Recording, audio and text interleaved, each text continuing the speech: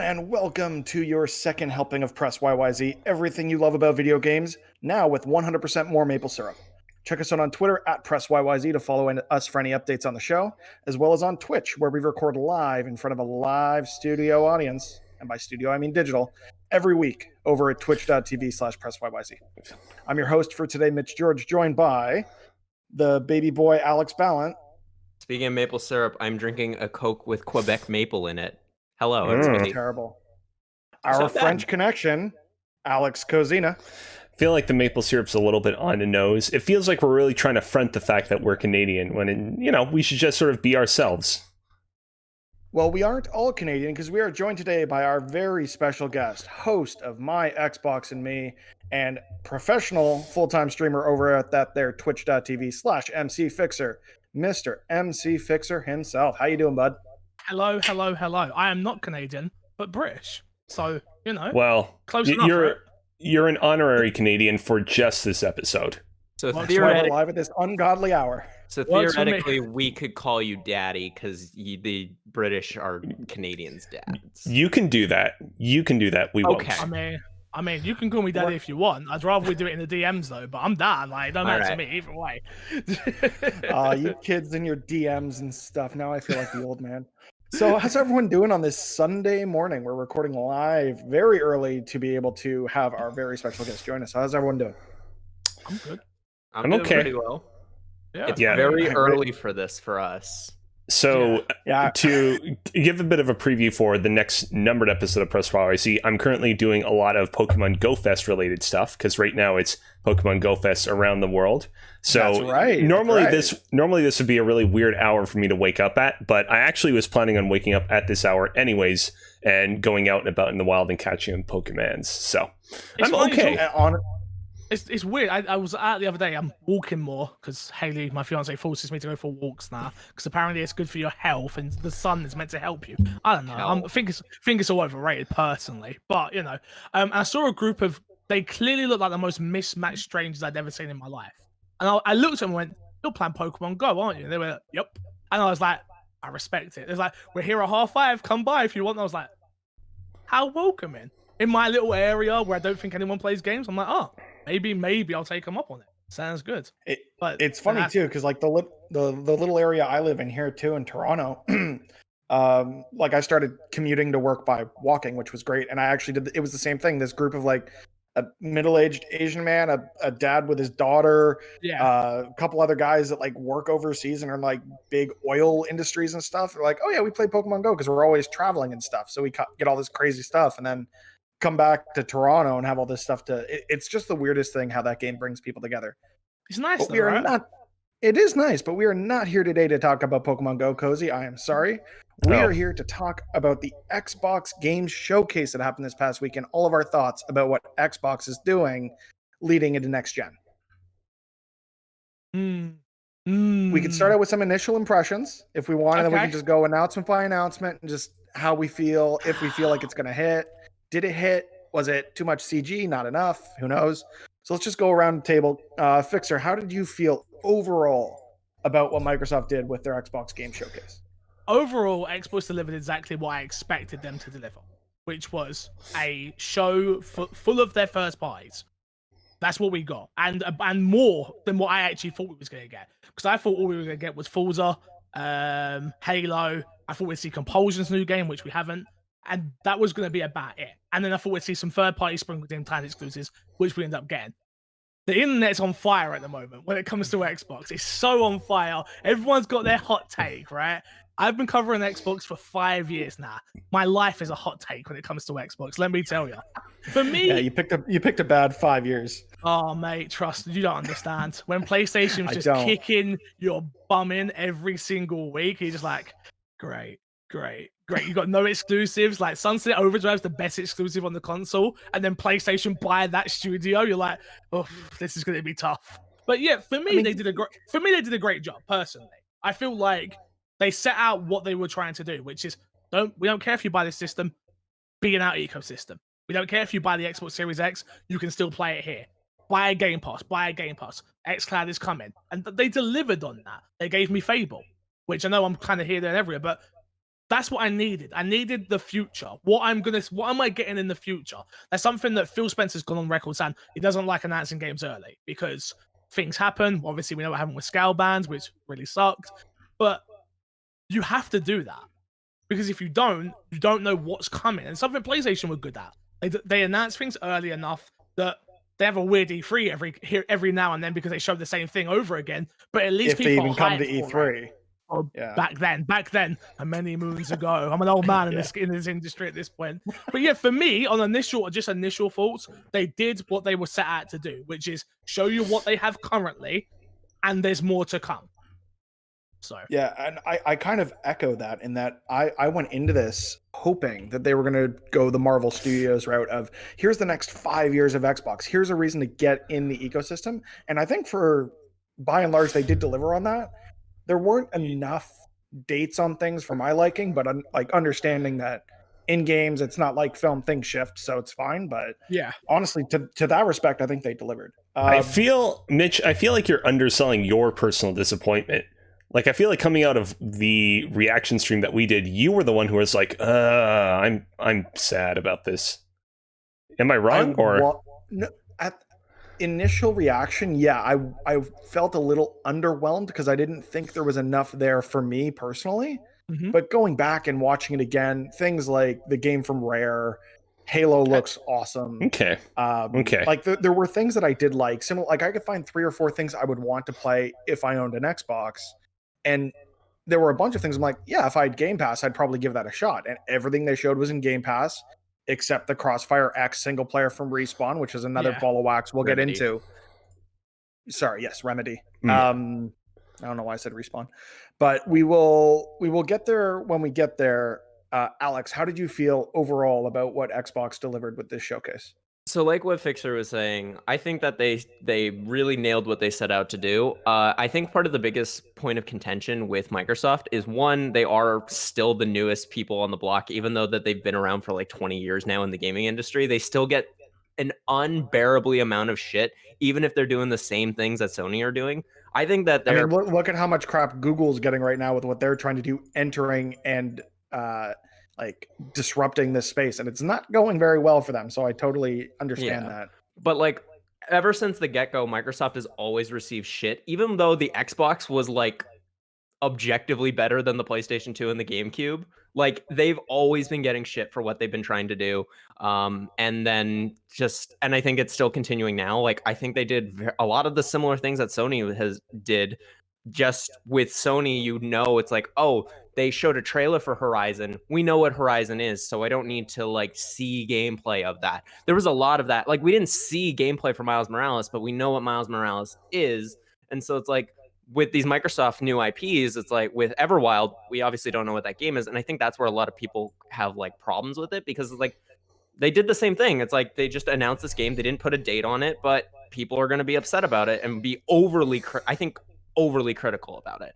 Overall, I think Microsoft did a really great job, especially when you compare it to their May third-party presentation. Like, I think just presentation value, it's already like in miles better. And I'm really excited to see what they've got next. They still have, like they said, 5 studios that we haven't seen from yet. So there's more to come with Microsoft, and they're really setting up the future. Also, Halo looked awesome. Okay, where do we start? Okay, cool. Yeah, let's start with Everwild, because I totally agree with you. Hold on. Let's let Kozi give his hot take. Don't worry, we'll get right into it. Yeah, I'm not gonna waste too much time. With some distance, I agree more or less with what's been said here. That overall, it was a well-delivered conference that showed off a lot of cool games.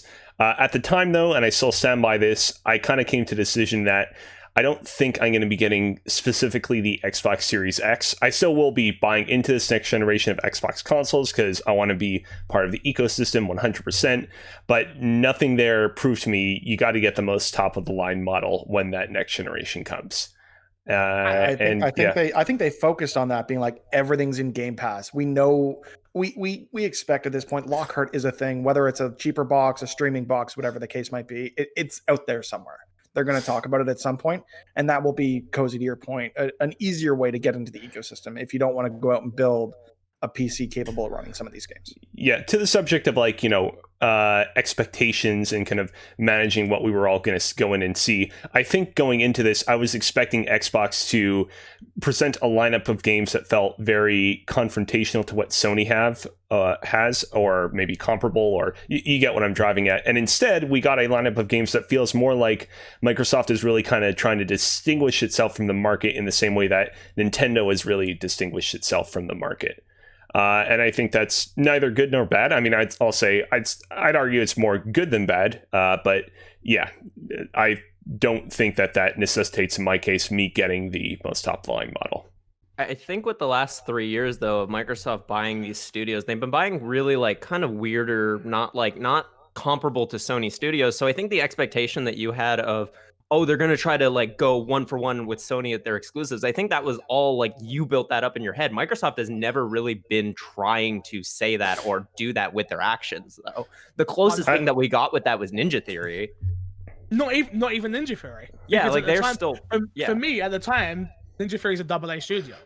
That now, with Microsoft budget, they're going to have a AAA studio and make the bigger budget Hellblade. I totally agree with you, though, on the sense of everybody has this sense of like Microsoft are trying to get their Horizon, their God of War, their Last of Us. Whenever Microsoft said that, the only studio they've said that is a quadruple A, which I still hate the fact they said it, is the Correlation. That's the only studio, the Initiative, sorry. Yeah. I was thinking Gears because me and Tim were having the conversation of, is the Correlation a quadruple A? Sorry, the Initiative, thank you. It's all confusing. For me, it's like, they have a service where they need to produce content. So you can't expect every single game. PlayStation don't have that. They do not need to feed you the same level of content that Microsoft now has to, due to having a monthly subscription service. Like when you think of PlayStation Plus, you don't think of exclusives. You don't think of first party. You think of whatever's getting thrown in there and nobody really cares. With Game Pass, there is a expectation now of what is my new Xbox thing from Xbox. The same way with Netflix. I watched some weird rom-com the other day. And I was like, this film is not that good, but it's content. And that's what Xbox just did with Bleeding Edge. Bleeding Edge, I don't personally think it was that great a game. It didn't have an audience. It just didn't work. But it's more content. So no one can say they're not feeding content. Like you said, Compulsion Games are not Naughty Dog. Like, you can't expect them to come out with something. Rare is a different Rare than what people think Rare is. I went to Rare Studio just before Sea of Thieves came out. And just looking around that studio and being like, wow, this is humongous. Did you meet Donkey Kong? Pardon? Did you meet Donkey Kong? I didn't. No, damn it. They've been divorced for many years now. Yeah, he left a while ago, apparently. No alimony. It's that people just want to compare the two the whole time, and that's what confuses me the most. Is Xbox come out, they show you a diverse lineup of games compared to any other first party. Nintendo don't have as diverse portfolio of games. They don't even have a portfolio this year. I don't want to be that guy. All right, I don't want to be that guy. I'll be that guy. I'm a Nintendo diehard, and I'll be that guy this year. This year sucked. And then you look at PlayStation. You go, okay, what's PlayStation good at? PlayStation's, and when I say good at, I mean amazing at. I should say third person action narrative adventure games. That is it. They have no multiplayer games. They have a okay racing game because I think Forza is much better compared to GT now. Forza Horizon. It's also more. It's also just more consistent. You think proper Forza? I think both sport racing games are better than anything PlayStation has first party wise. It's also just more consistent. They release more Forzas versus like the one Gran Turismo we get every like 8 years. Exactly. And just look across the portfolio of what they have now, and I'm like, and you're upset. Like you said, Mitch, you might have only seen 3 games there you care about.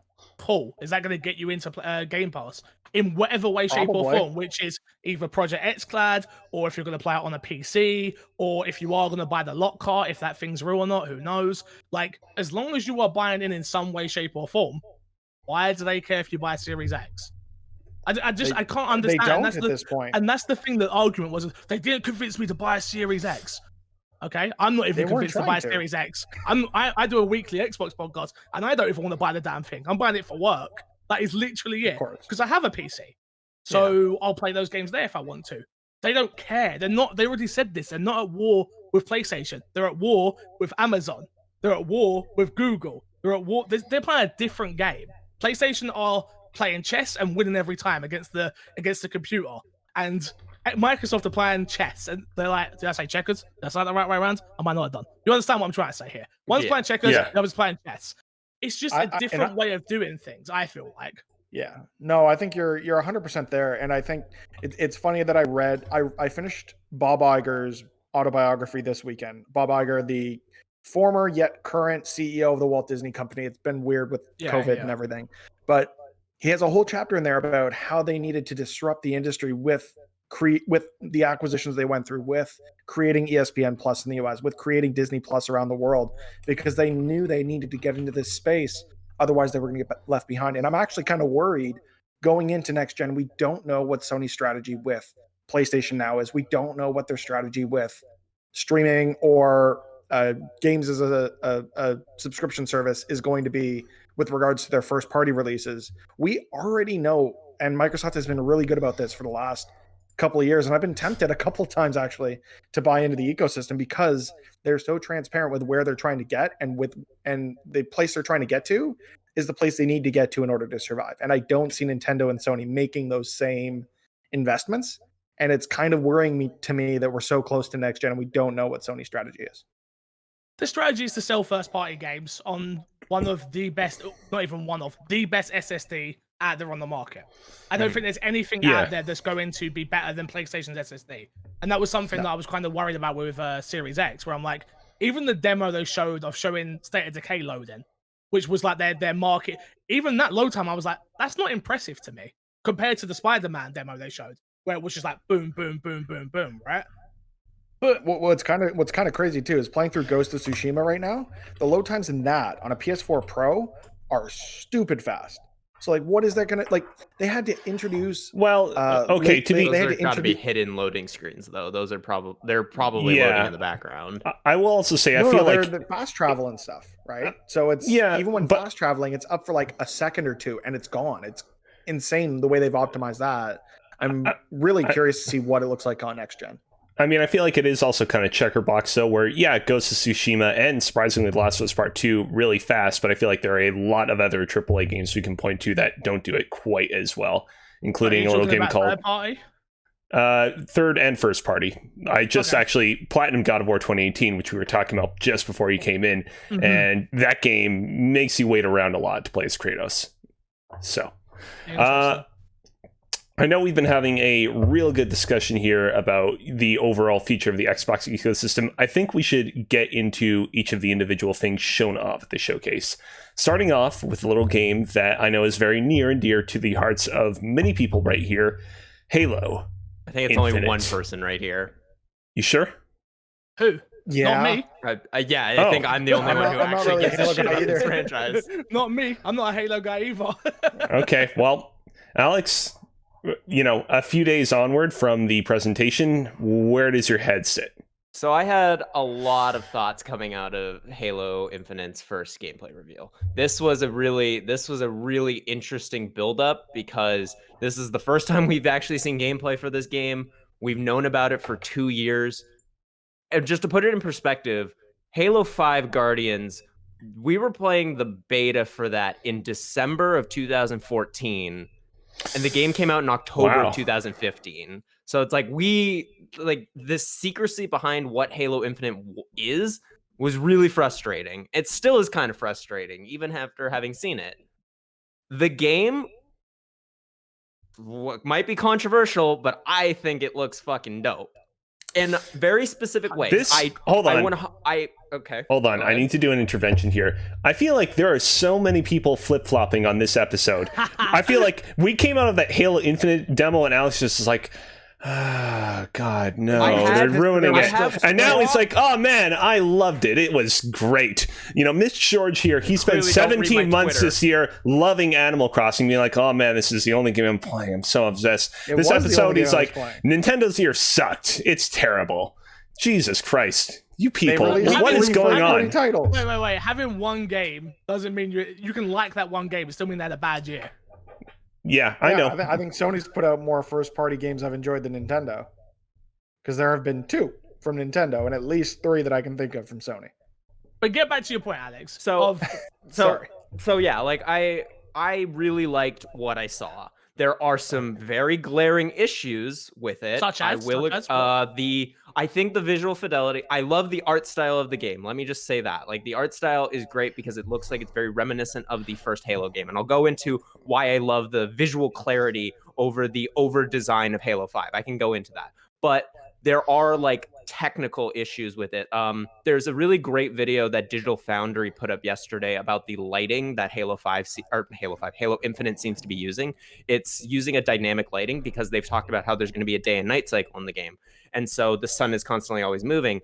And that creates a lot of issues with how shadows work. And there's a lot of the reason why Halo Infinite looks flat is because the shadows in the game are like they're dynamic, and so their lighting engine is trying to work around it. And that's why I think it's so weird that they're not having ray tracing being added day one. Like it's not a part of the game when you get it on the Series X, which apparently this demo was shown on a Series X.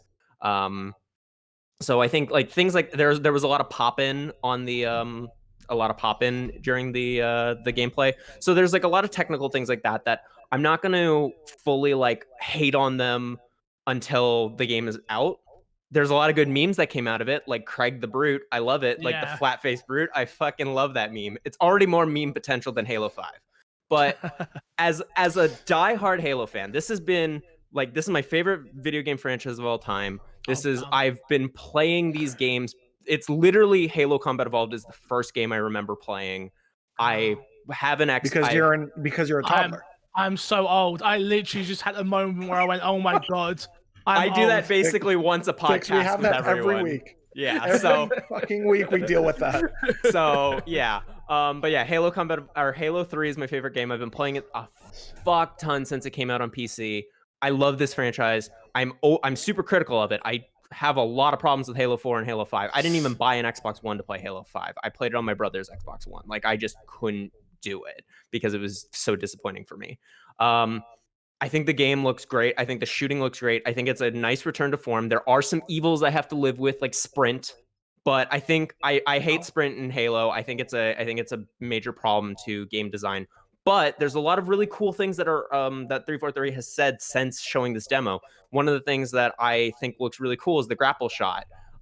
It looks super dope, like pulling fusion coils and throwing them at enemies. There's like a lot of one of the terms that 343 has like really like gone in depth with is that this is going to be a return to the sandbox of Halo. The Halo has always been great because it gives you a lot of tools in the environment to play the game how you want. You can go as crazy with the physics as you want, and apparently that was like their major goal going in with the they made a new engine for it, the Slipspace engine, because they wanted to really like have that freedom in the combat. And I think we got a really good hint of that in this demo. There's so much more I could talk about with it, but I'd like to hear your guys' thoughts. Wait, hold on. What did you feel about the sprinting? I don't like it. I think it's a problem. He had an audible reaction to it when we were streaming our live react. I did yell, "Oh fuck off" when it happened, but you know, he's a Halo kid through and through.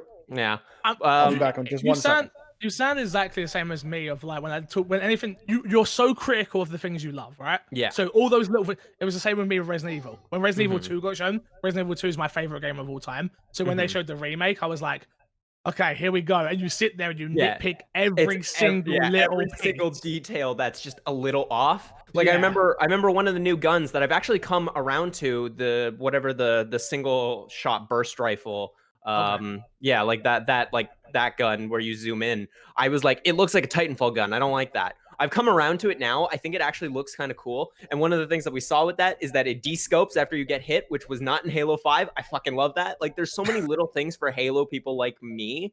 Yeah. And I've had this conversation with a whole bunch of people that are like, but it didn't sell me on Halo. I'm not a Halo guy, so I'm not gonna get it. And I'm like I can't really look at that from that perspective because I've been a Halo fan for so long that I'm just like, it's doing all the right things for me though. One final point is like with the sandbox is 343 has like said like, oh, the grapple shot, it's going to be intrinsic to your character during the campaign via an upgrade tree, which is a new thing for Halo.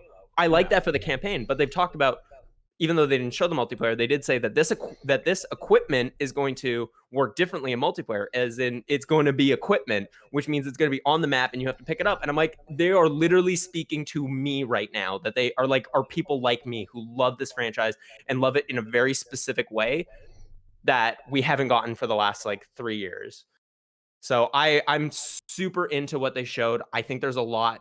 I think it's interesting that their first impression of the game is so divisive. Microsoft is very aware of how first impressions can really screw them over for a long time. Oh, yes, they are. So everyone loves Kinect, right? Xbox I find it so interesting that this is what they showed, but it also felt like they were at a point where they were like, we have to just show something from the game because it's been so long that I don't. I'm excited for it. I think my excitement has gotten even a little bit further than it was before, and I was like palpably excited, but I need to see more. Fix, you say you're not an Xbox, or you're not a Halo guy. You're definitely an Xbox guy. Yeah. So what is it about Halo that just hasn't clicked for you over the years? And I've did played this do anything to change that? So I've played every single Halo, and I don't remember any of them. And I literally the other day, for the first time, was like, okay, I'm going to load them up again. My chat's been on me for it, and everyone from the podcast, you have to play it, you have to play it, you have to play it. And I was like, all right, let me see which ones I've played before. And I went through it. You know, when you go through your chapter select, it shows which ones you've cleared. And I had done everything. And I was like, huh, that tells you how much I just don't care about Halo. Yeah. That being said, what doesn't get me is I think I'm learning as I'm getting older. I'm like, oh, I'm not actually into sci-fi that much. Like, it has to be a very specific sci-fi to get me in. I'm not into Star Wars, all the big sci-fi that people love. And let's just Jar Jar Binks, so episode 1. Let's go. Everyone just starts beating me up. Calm down. It's okay. I introduced my fiance to the Watto meme a couple of weeks ago, the Greg Miller thing, and she's just like, this is the shit you guys listen to? Are you serious? Yeah, like, I know. No, it's all good. For me, it's Halo Infinite did perfect for me. It was exactly what I needed, which was, you are new to the series. This is different. This isn't just Halo. Here's a grappling hook. Here's the map. Open world. It's not just Halo. And this is what I hated about when Gears came out. It's just another Gears. It's just another Gears. It's like, no, it's not. It's not just another Gears. It's just on the outset of people who don't care about Gears, it's just another Gears. So is Last of Us just another Last of Us? I mean, it looks like it, but I guess, yeah. It's just got a different story. But Last of Us is run around the world like it's the best thing since sliced bread. Because it is. It's very good. It's a very good game. I really like it. But the problem I have is people love to write off Xbox games so much that they haven't innovated. They haven't done this. They haven't done that. You bring up Halo, and we go, okay, yeah, the textures did look a little flat. I watched it back in 4K, and I was like, no, this looks a lot better in 4K. Like, a lot better. There was definitely a lot of compression going on with the stream as well. And yeah, and that's the thing that makes me die. It's like this compressed stream that you might have watched someone's reaction to, which means it's compressed and compressed again, that they're probably watched it in 720 instead of 1080, and it's like, and this looks trash. It's like, well, hold up a minute. You've got to go out there and actually figure this stuff out for yourself, other than just listening to other people's opinions, right? And I suppose Twitter doesn't quite do that. They just take on whatever their favorite influencer says, and I mean, you guys saw the rumor of multiplayer not even launching with Halo, which was so glad immediately debunked. But it's like, why does that come? That only came up because they only showed single player. But like, that's not the way that you launch a game. So wait for it to come from the horse's mouth before you dismiss it, right? So did you see the whole Fables and MMO as well? Really? I caught word of that. I feel like where is this coming from? They just want to find some reason to hate it because it's Microsoft. But it's the thing. I'm kind of going off track, but I'll come back on. So just give me a second. It's like, I do feel like there is a bias in the press when it comes to Xbox, because I love Kind of Funny, as you all know. I'll rep it till day one. They'll talk about a game. It's like, yeah, it's on PlayStation, and I'm sitting there literally going, it's also on Xbox. And I'm not saying that you have to promote a company. You don't, obviously. But if you're considered a news outlet, why is it whenever we see anything, it's PlayStation, Xbox? Is it because they sold more? Maybe it is, and maybe that's something that's just behind closed doors we don't think about. But I do think it is a weird thing that it's always PlayStation, Xbox, PC, Nintendo, or whatever it is of that order, right? And you're like, something doesn't work here, because if anything, it should be PC first. Because it sure as hell a lot more PCs out there. So, just want to mention the rumor of the new Fable game being an MMO comes courtesy of @ChronoTK on Twitter, who's a French games journalist who predicted the entire Xbox game showcase lineup ahead of the stream yesterday. So, I mean, it's not utterly like out of the blue. I still would not put like too much weight on it. My thing is, even if it is an MMO, why are we freaking out about that? Let's wait until we actually see the damn thing. Sure. And I think an MMO would actually be really cool, personally, because some of Fable 2's favorite moments for me was the orbs just going around the world and people randomly dropping me items and stuff. Some of those moments were really cool to me. So it being an MMO, I'm actually okay with. Personally, it's again, we talk about the diverse portfolio of what Xbox have. What don't they have? An MMO. Everwild is looking. And I'm going to get to your point on Everwild. I'm kind of everywhere. I'm sorry. That's what happens when we will get there. Don't worry. It's okay. I know. But we'll go back to Halo. For me, Infinite. Yeah. It done what I needed it to, which is I'm not a fan of Halo, but I now want to try Infinite.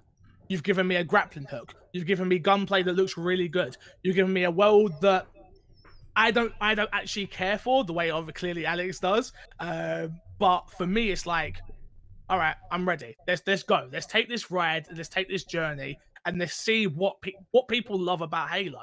This was just this looked like the first mission. The first mission.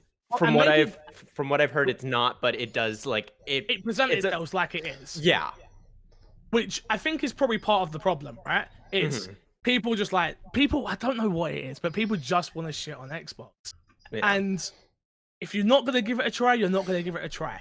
But that's your loss. You're missing out on these experiences. They're not going anywhere. They're not just gonna disappear because you don't like them. But people are just so shut off and put a wall up. It's like, no, Halo sucks. I'm like, okay, well, there's no point even trying to have a conversation with you. To me, it didn't suck. It looks really good. Yeah, and I think part of that comes back to people want a reason to pick one over the other, but it's not about picking one over the other. It's about the fact that video games are cool. It doesn't matter where you play them. Play cool video games. There's a lot of 19. We have 19 games they talked about here, so we should probably move on from Halo. Yeah. All right. Yeah. That one was going to be the one that, like, you know, I feel like had the most discussion because it was the one that we saw the most of as well, though. I'll just say quickly, I'm looking forward to playing it. It is going to be very interesting for me personally, though, because I'm going to be playing that like right after I complete 1 through 5. And it's going to be a nice palate cleanser after 5, let me tell you that much. That's a lot of Halo. Well, I hope so. All right. That's more Halo than I could deal with. But the next game that we saw is something I have not even touched a game in this series. So I'm going to need someone else to tell me why it's exciting that State of Decay 3 was announced. Yes, let's talk about it because State of Decay 1 is fantastic. Yeah. State of Decay 2, on the other hand, not so fantastic, unfortunately. So I'll go on this because real quick. State of Decay for me is one of the best survival games, zombie survival games you will play. From a base level of this is what it is. It's permadeath. You run out into the world. Doesn't have that much of a story. It was done by a little studio no one have heard of called Undead Labs. And when the first game came out, people loved it. It's permadeath. You're building up your characters. It's RPG light. It's a lot of fun. The reason why I'm excited about State of Decay 3 is because it looks like it's going to be a AAA version of that. And that's what I kind of expected 2 was going to be. But they were still going through that transition period of being bought by Microsoft. I'm sure most of the work had already been done on 2. The multiplayer infrastructure just wasn't very good. I feel like they need to just strip all that back, give us a really good, deep story, along with all the mechanics that are already there, gloss it up with its AAA budget now in terms of its visuals. State of Decay is amazing. Did any of you other guys play it? I've only played the first one, but I fully echo your sentiments of it was so, like, I was so invested with just, like, trying to keep my characters alive and, like, kind of building my own stories around it. And it's an experience that I get very rarely in games of where, like, the gameplay influences, like, the stories being told. Like, the only other game I can think of that really did it well was Shadow of Mordor. And so it's I loved that. I didn't get to play 2 just because I think it's out on PC now, but I don't know if it was. Nah, but it wasn't. I don't think it was when it first came out, and so since I don't have an Xbox One, I never got a chance to play it. But I heard that there was a lot of technical issues, and so I was kind of like, it also looked very similar. So I was like, I could just play the first game. It was literally me and Greg. I actually played it with Greg Miller. and we played through it, and we were just both like, "Damn, this just isn't fun." Like, Mm. it had this weird thing in its multiplayer where it was all the items that you pick up were color coded to each person. So That's weird. we'd all loot a house, right? So we go to loot a house, and it's like, oh, your thing's over here and my thing's over there, and it just didn't work. It just wasn't a seamless multi. You when you're playing a survival game, it's like, man, I need bullets. It's like, oh, your friend over there needs bullets as well. It's like, oh, I need shotgun. Oh, I need AR, whatever it may be, right? And then instead it's color coded, like, oh, you can have this and you can have that. It just didn't work. State of Decay 3 for me, I feel like it's going to go back to the basis of what it is we want State of Decay to be, which is a AAA survival game, and not like in like what Grounded is doing in that survival world. I mean, just like a single. I want it to go back to single player. That's what I really want, and I want them to really dive into narrative of why are these animals infected, because we didn't have that in the first 2 games. So why are they now infected? What is this virus? You know, the zombie quirks of what we always see it, but that's what I want on a AAA sense from the studio. So yeah, I think again, not to jump back to something Sony's done, but like they have their survival game in The Last of Us, where in the first game, you know, okay, this is the virus, this is why it's happening, this is what we're trying to avoid, and it sets up that MacGuffin that you experience throughout the entirety of both stories, which it sounds like we haven't gotten from State of Decay. Yeah, unfortunately, that's the problem with State of Decay for me, which is its story is like you said, Alex. You create the story of Jessica's gone out on a run, right? And it's like in your head, you're like, crap, Jessica is my shooter. If she dies, I've got no one back at base who can shoot. So I'm gonna have to level someone all the way up. So maybe I'll leave her behind to protect the base in case we get run over by a horde. You're creating those stories. I want that still to be there, and I feel like it will be, but I also need something driving me along to get to that point. Because State of Decay 1 and 2 just didn't have that. See, that's the parallel that I like with Shadow of Mordor that I want them to try to do, is because Shadow of Mordor did have a single player story and then also had like the Nemesis system that allowed you to make their own stories. And I think there's a really good opportunity, especially with Microsoft now fully backing Undead Labs, that we could get that perfect merger of them. That's what I'm hoping to see. So are zombie animals a thing previously in the State of Decay series? No, not that. Okay. Yeah, wait, actually, no. I think there's a bear or some sort. No, that's a Juggernaut. I'm thinking of Juggernaut. I'm pretty sure I'm thinking of Juggernaut. If I'm not mistaken, I'm pretty sure there's no animals. Okay, because watching that trailer, like the reveal of the zombified deer at the very end struck me as very much a reveal for that series. So, like, to be honest, zombie games are generally not a series that is of much interest to me to begin with. Yeah. But you know, admittedly, I don't feel like there are a lot of zombie games out there with zombified animals. So if there is anything about this game that could get me in, it genuinely could be that. Like, not even joking. Yeah, no, I think that was kind of what I took away from it, was like, okay, just even the CG trailer, right? It was like, this CG trailer looks amazing, but now you've actually given me expectations for this game because of this trailer. And that's what you're always worried about. We all remember Dead Island, right? One of the best CG trailers you'll ever watch. And then you get the game, and I was very let down by what it actually was in the end. I don't think Microsoft is going to make that mistake. I do feel like it is going to look, maybe not comparable to Sony, but it is going to look like a AAA game with great facial animations, and will really, really build on what State of Decay is now. I'm kind of sad it's free, and they didn't just go with, because I feel like free automatically scares people away. Because like, I didn't play the first 2, even though we know sequels sell better usually. But I feel like if they would have, it sounds stupid to reboot a series so early on, but it kind of needed it because of 2 being so bad and so glitchy and just everything what was wrong with that game, that like maybe State of Decay : The Last Deer might have done better than maybe 3, because I think people are just going to be like, oh, it's enough. Like we just said, it's another State of Decay, like they did with Gears. I mean, hopefully it comes out and is a banger, because it sounds like coming into the Series X, or the next gen, we need games like this to hit. And what was interesting about State of Decay 3 is it was the first game, and like, it's so weird because Xbox repeatedly said nothing in the first couple of years is gonna, like, everything in the first couple of years is still gonna work on your series or in your Xbox One. You don't have to worry about upgrading right away. And then the second title they show in this showcase only says it's coming to Series X and Windows PC. I know, so, it was very interesting. It was very interesting. On my Xbox and me, we talk about this regularly, which I'm like, why am I buying the system? Why am I buying the system, right? And the whole big thing for me was like the fact they keep saying, generations, we're going to support everything. And a lot of this conference, not a lot of it, but some of the big surprises out of it were like Series X only if you take away PC, which I do think you should take away PC, right? Console only. It's its own thing. Yeah, It's console exclusive. Yes. Yeah, like we've moved away from even Sony do PC games now. So fewer of them, but they do. That's for sure. But I feel like this is just them dipping their toe in the water, where it's like, okay, after a couple of years, we bring our game to PC. Once it stops selling, our game comes to PC, and you no longer have an exclusive as soon as it hits PC. Simple as. Because I get into those wars all the time on Twitter. Trust me. Oh, you've got no exclusives. I'm like, ha, you're losing your exclusives. Come at me. Yeah, and then people think it's the birth of the Antichrist when Sony announces Horizon Zero Dawn for PC. It's like, holy shit, calm down, people. How dare you? Or 505 publishing Death Stranding there. Like, it's gonna happen. It's inevitable, right? And so it should happen. More people should be able to experience these great. It upsets me that you guys have not played State of Decay, and it's because it was stranded on. It was on the 360 actually first, so you can't just miss that. Yeah. But it got really released on Xbox One. It's like, but you didn't have an Xbox One, so why would you give it a chance? That ain't gonna sell you the system, is it? Let's be honest. So, if Halo 5 couldn't, then nothing could. Let's be real. True. Yeah. I think with that, we can move on to the next game they showed off, which was in-engine footage from the next Forza Motorsport.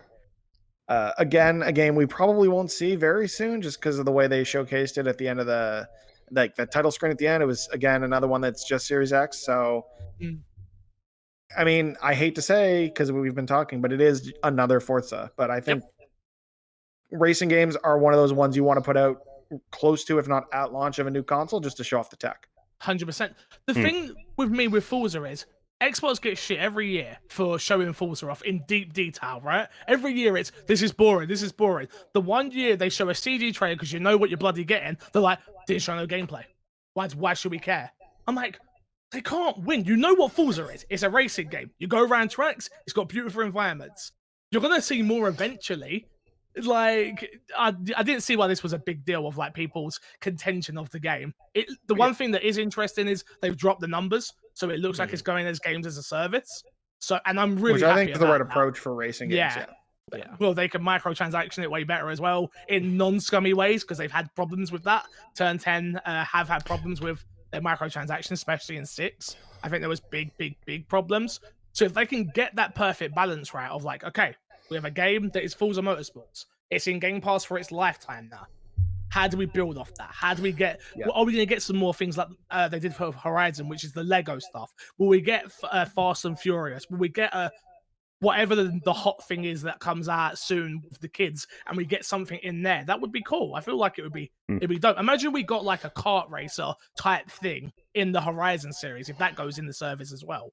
Like, you can add on to that and people can come and go as they please without paying an upfront cost in the terms of like buying it for $60. I think it's kind of cool, honestly.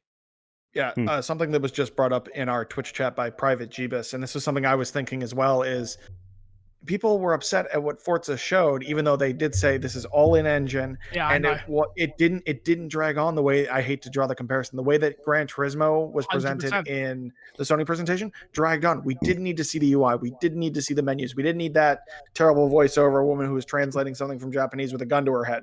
We didn't need that. This was enough. This was enough from Forza to be like, okay, it's Forza. If you're into it, great. If you're not, here's the next game. Exactly. Yeah. And that next game is actually one of the ones I was most interested in. That's Everwild, coming to us from Rare. And that's mostly because the art style is dope and I have no idea what it is. Yeah. Anyone got thoughts on Everwild? It's the biggest problem with it is just we don't know what it is. I was surprised. I honestly was surprised to see something new from Rare, to be honest, because Sea of Thieves has been flourishing just so well. I think it's cool. I mean, this was already announced, though. You knew that, right? Yeah. Oh no, I didn't actually know that. Yeah, this is the first time I'd seen it proper, though. Okay. This is what I find funny. Everyone's like, oh, Rare announced a new game. I'm like, no, didn't they announce this ages ago? And I didn't care then, and I don't care now. Show me what the bloody thing is. You can't show this thing off again in engine. Nobody knows what it is. Okay, see, that's where my confusion came in, is because it's if they didn't show, like, if they already had shown it, then you would think the next time they'd show it would be you'd actually see what the game looks like. Yeah, that's why I thought this was like a first time announcement for it, and that's the messaging is really muddled with that now. So, I love the whole conversation with, I don't remember the lady's name who was doing the conversation. Like, we're already building the community around everyone's like, bullshit, are you? We don't know what this thing is. Some likes on You Twitter. can build a community, but you got to tell people what it is. Yeah. Like, that was my biggest letdown of the whole show. Was Everwild, because Rare are a great shooter. They make great games. I didn't love Sea of Thieves at the start. Played it about 3 weeks ago, and now I'm getting ready to go back in and play it more and more and more. They built upon that game and saved that game from what could have been really bad. Everwild, though, I agree with you, Mitch. Which the art style looks really good. Yeah, but I need to know what I'm playing here. Yeah, and I need to know what I'm playing here. For sure. Kozi, any thoughts? Or no, I feel like you guys kind of went over some of the things I was going to say myself. I will say the part where that giant lizard emitted a number of smaller lizards from its mouth, very intriguing. Yeah. Very intriguing. I want to figure out, was it eating those things? Was it birthing those things? There are a lot of questions there. I thought it was birthing, honestly. I think that's correct. Oops. Hold on a second. Never mind. Not a problem. See, here's the thing. You heard me. My fire alarm friggin' went off. So, I mean, it happens. These things are dumb. I'm very careful when I record these episodes. I always mute every single tab on my browser to make sure I don't accidentally go to a new thing and then something starts autoplaying and you can hear it on stream. But, of course, I accidentally tap on my phone. Something starts playing there, and it's like, crap. You can never be fully prepared for everything. No, but what we were prepared for, the next couple of announcements are things we've heard or seen a lot of, so we can just skim over them really quick. Tell me why. Episode 1 coming soon, coming to all it's coming to Xbox One, Series X, PC. It looks great. Dotnon make good stuff, and it's interesting to see Microsoft backing them on this one, so that's cool. The bigger announcement of that was the fact of afterwards they come out with the release dates of the other episodes. And it's super that was quick good too. Like that's they should have announced it there though. That was my biggest worry was like, why not just say first episode here, second episode here, third episode there? Because I love Donut as well. I totally agree with you. They're fantastic, but I'm scared the game weren't going to come out. So my hype was very like, I'm gonna wait. I'm not getting burned like I did with last Life is Strange 2. Like, I'm not doing that. If they that was like a year like, plus, wasn't it? Yeah, that was an easy game to show a release date for, which is like here, done. Don't do it on Twitter, because some of us missed the information on Twitter. Mm-hmm. I totally missed it, but maybe that was the point, because maybe they don't hit those dates. It remains to be seen. Yeah. The next thing we got. Yeah. No, sorry. No, go ahead. You're good. No, honestly, go ahead. Okay, I was just gonna say we can skim through these next couple a little quick because we've seen a ton of them, or a ton out of them, and that's DLC for the Outer Worlds, which presumably is coming to everywhere. Yeah. Very interesting, very tongue-in-cheek. The writing is great. Obsidian does good stuff, so cool. And then then we got another preview, which we didn't need for Grounded because it's coming so soon, and we know it's a game. They did poke fun at the fact that there'll be a game you can play before Cyberpunk, and I thought that was really fun. But otherwise, it's more Grounded. So we also got these two. I loved it, honestly. If I'm honest, I thought it was just perfect because it was that reminder of, hey, this service that we want you to get into, you can get this game next week. And why would you not do that on your biggest show where you've been hyping it up to show your games? It's your first party. You can't not show one of your first party games that are coming out in preview next week. You have to do that. 100%. Kozi, you were going to say? Well, I was going to say, within the Grounded trailer, we also got a little preview of somebody who is absent from the show, which was the Battletoad. Mm-hmm. Oh, right. Mm-hmm. So when do we think we see Battletoads again? Is it going to be a while? Well, they've already announced the game. I played the game at XO. I played the new Battletoads at XO 19, and it was That's fine. why the silence is deafening on it. Because I feel like they were definitely showing it at shows. They were like, okay, this doesn't hit. Like, I was sat there for a good half an hour plan, and it's so hard. And that was fine back in the day, and people games were just notoriously hard. Now people don't have that attention span. You've given us Game Pass. I'm gonna play this thing. I'm gonna go, it's too hard, and I'm dipping. I feel like they've gone and had to take it back to the drawing board and add more takeaway bits and go from there. Yeah, I feel like this generation, there have been enough games, like, for example, Donkey Kong Country Tropical Freeze, have shown you can make a platformer that's really, really hard and still have it be fair and rewarding and not just needlessly punitive like games of old.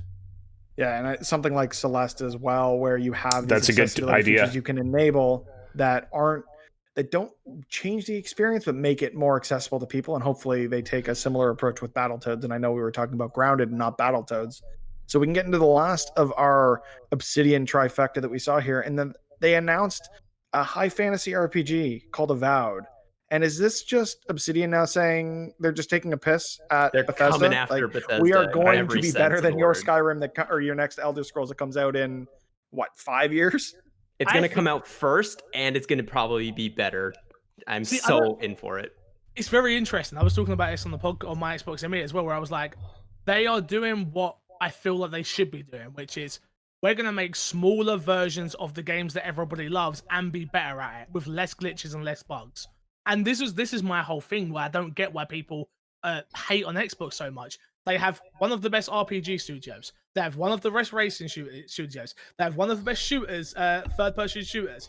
But we can keep going through all of what they were showed, right? It's like the best, the second best, the third best. The only thing they're missing from that trifecta of what they've got, the Infinity Gauntlet, is a narrative-driven third-person adventure game. Really? But don't you think they have that now with Hellblade, though? Now being an Xbox One exclusive? I was going to say Hellblade is going to be or Ninja Theory is going to be that studio, given Microsoft money, that can put like they put out Enslaved, which was great. They put out Hellblade, which was great. Fix it looks like he has some hot takes on Ninja Theory, so I'm just going to let him take over. I never played Hellblade. Oh, it's worth going back to. I've been playing through it. It's a shorter narrative experience, but it tackles some heavy stuff. It's real good. I've heard it's meant to be amazing. Every time I get ready to play it, there's something else comes out, or Call of Duty Warzone shouts at me like, "You better get over here and get some wins." And I'm like, "Damn it, okay." I will. I will. Yeah, you can always get to it in the lead up to launch, whenever that is, because we know with it being on Unreal 5 that it's a year plus away probably at this point. Obviously, with Avowed, it's important to keep our expectations in check. We don't know with absolute certainty yet whether or not it's going to be the Fallout New Vegas of the Elder Scrolls series made by Obsidian. But if it is indeed that, I think this actually secretly might be one of the most significant announcements of the show, IMO. I agree. I totally agree with you.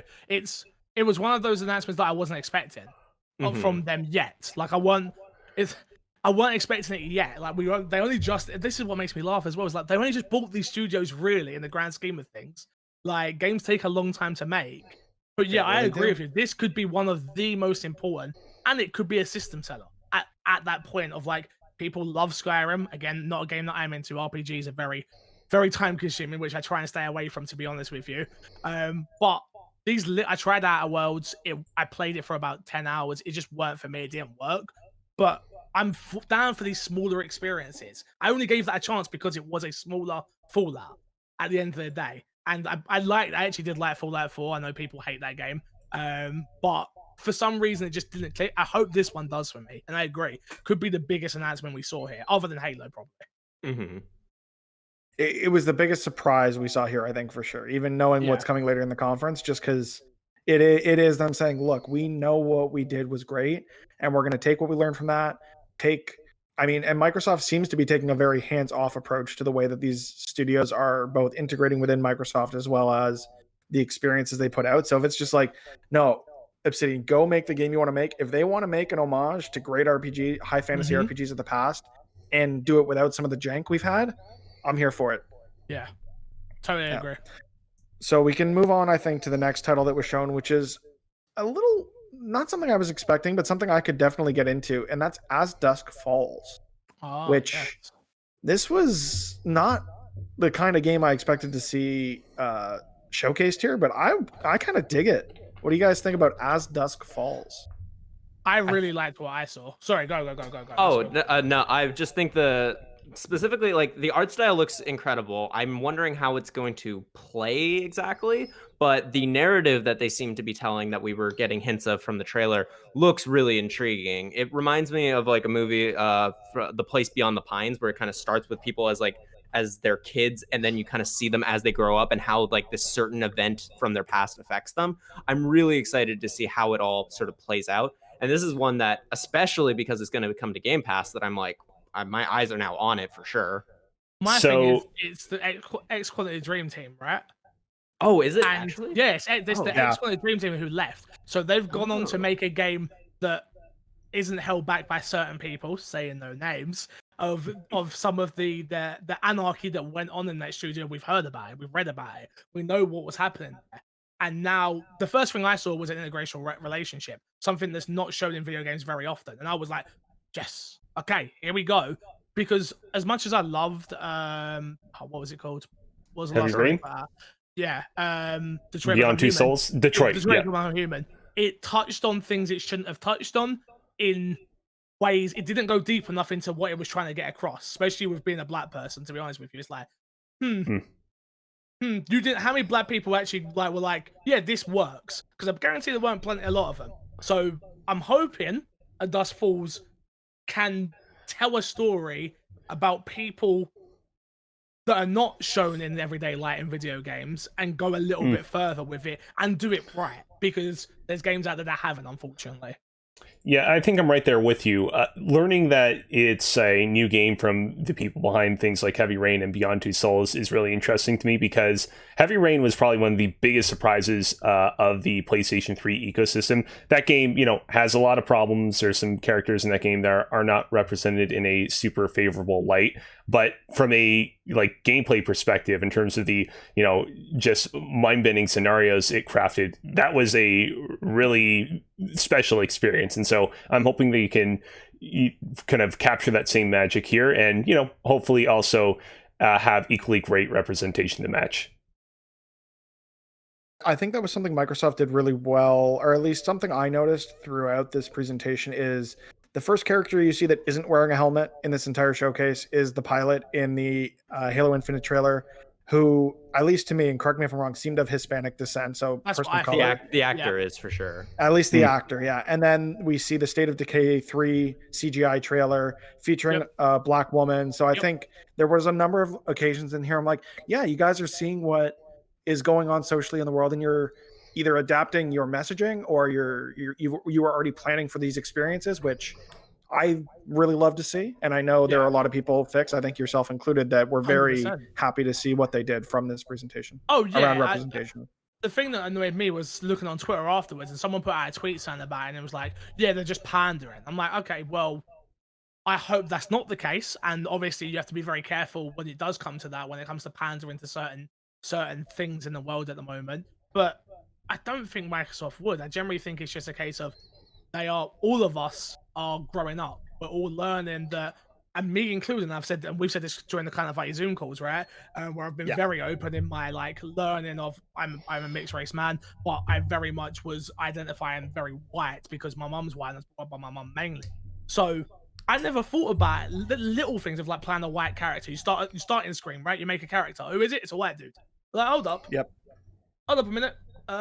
Now you start, as I get older and as I start thinking about it, I'm like, okay. And I feel like the industry is also getting older. I feel like we forget games are still so young in the grand scheme of things. Video games are so young, but we're finally getting there, I feel like. And yeah, Xbox did a great job of that. And this game, especially the art style, looked amazing. What is the game again, though, is the problem. I understand that with this type of game, though, you can't really show much without spoiling it. So would I rather them show me this dope trailer that sort of sets the tone? And the studio name's In Night, so I want to give them the shout out, because I don't want it to just be known as the Quantum Dream old developers. We got to give them their name, and they're independent, and I'm pretty sure they're from England. So shout out. That's totally understandable, totally fair. So shout out to them for the experience that it looks like they're going to be putting out with As Dusk Falls. Now we're going to get into another part of the show, which is I'm just going to call it the segment of things we already knew about and probably didn't need to see here. And that starts off with seeing Jack Black and Tim Schafer come back together for music in Psychonauts 2. Yeah, Why did we see this? Agree. It's great, but we didn't need to see this here. It existed to agree. Okay. I was going to say it existed to troll people who initially thought it was Brutal Legend 2. That was me. I thought it was Brutal Legend. Yeah. Fix, I'm there with you. Right there with you. But it's good to see them collaborating again, and maybe it does lead to something else down the line, but we didn't need this here, but it's cool. It reminds you that, yeah, Psychonauts is still a thing. Double Fine is now an Xbox first-party studio, and it's going to play best there, and all that, like optimizing for the consoles that are from their parent company. So it's still something, again, fixed to your point of, yeah, we have all these things that are coming out 3 or 4 years from now, but this is going to hit. It's got nostalgia fuel. It's a known IP. It's a license people are familiar with for the most part, at least if they're in this same space as us in terms of consuming the content. But yeah, it's more Psychonauts, I guess. And that was my thing. I was like, okay, I didn't need it. The problem with me was the length of where it was. It was too. I understand what they were going for, but the length of it's too long. I love Jet Black. Don't get me wrong. They did a great job trolling us. I was fine with that. But it's like, we know what Psychonauts is. Just do the same thing you did with Granted. Give us a funny trailer that explains what this game is and why you should buy it, and get out of the way. So yeah. And then after that, for whatever reason, we saw more content from Destiny 2 with the Beyond Light trailer that they had. And this is it big looks news. great. That's why this is actually this is a big announcement. Like, yes, was it? I'm not a yeah. Destiny guy. You guys got to teach me. So we already knew we already knew Beyond Light was a thing, and it's coming. And one of the Google Stadia's claim to fame was, hey, Destiny 2 is going to be on Stadia Pro, and it's going to all the content, Forsaken, Shadowkeep, and then Beyond Light. When that comes out, it's going to be available in your Stadia Pro thing, your Stadia Pro, whatever it's called. And so now with Xbox Game Pass, they're doing that, and they're basically stealing Stadia's thunder. And then also with Game Pass, you get all these you get actual games with it as well. And so this is huge news that they've, for one, they've seemed to have mended their relationship with Bungie, which is kind of nice to see. Huge. Yeah, that's really nice to see. Also, Destiny was huge with PlayStation 4. Like the fact that like all of the exclusive all the content marketing, was, all of the exclusivity. Yeah, it was all going to PlayStation 4. So the fact that Microsoft has seemed to have been making moves, and that might have been an Activision thing because of Call of Duty. But now that money. Yeah, it's because like of the deals with Call of Duty and the money that PlayStation's been spending on that. But now that Destiny or Bungie is a independent studio, they kind of can hang out with whoever they want, and it seems like they've mended the relationship with Microsoft, and I think that's really exciting. The fact that Shadowkeep Beyond Light is coming to Game Pass day one is also huge. It means that you're going to get a huge influx of players that are going to either be playing it on PC via Game Pass or on Xbox now, and this is a huge announcement, even though it's something that we already knew. It's bigger. I think it's humongous because honestly, because I am someone that I played Destiny very light in the early stages, right? But I was sick of the fact that I kept having to buy expansions. I was done. I was like, I've done this for 1, I've now done it for 2, and it was like, you buy one, and I went away, played it, come back, and it was like, oh yeah, and I talked to Crash, who's my co-host, and he's like, oh yeah, you gotta buy this new one. I'm like, I'm not giving this game no more. I'm done with it. Like, no, I'm not doing it. So that's why I think this is huge, because the next piece of content that is coming out is in a service that I already own. And that's why it's big. And it's important to put the light on Bungie. Like you said, if you're going to mend those relationships, it's like, hey, we're going to put you on our number 1 stage. Remember us. I don't think they're going to want to remain independent forever, honestly. And I think Bungie is another studio that Xbox could swoop up and go, hey, let's do this again, but let's do this right this time. Phil is here. Phil is our savior. Phil is our man. And maybe, just maybe. Yeah, and I mean, like I was saying earlier, with the way Microsoft seems to be handling their first-party studios now, it is a different Xbox than it was back when Bungie was a part of them. And if Phil can say, here are 5 or 6 different heads of studio that we've acquired in last year, you get Tim Schafer to sit down with the head of Bungie and just say, no, things have been good. Like, they are treating us right. We never thought we wouldn't be independent, and now we're owned by Microsoft, and it still feels like we're independent, but with a budget. So I think that would be advantageous for Microsoft to explore, but I don't know how soon it might be until we see something like that. Oh, I think this is the early seeds of it, where it's like you need to open the doors early enough so it's not just like when they do eventually go, hey, this independent stuff's long and doing invoices is long and all the other stuff. Forget the game side of things. That's the fun part for these people. The creative part. I'm talking about the business stuff, and that's what I'm learning at the moment with my own business. Like, I don't want to do taxes. This is long. I don't want so someone coming in, swooping up, spending 800 million, which I think is probably a fair amount for Bungie. Yeah, why not? Yeah. Someone's gonna make a lot of money.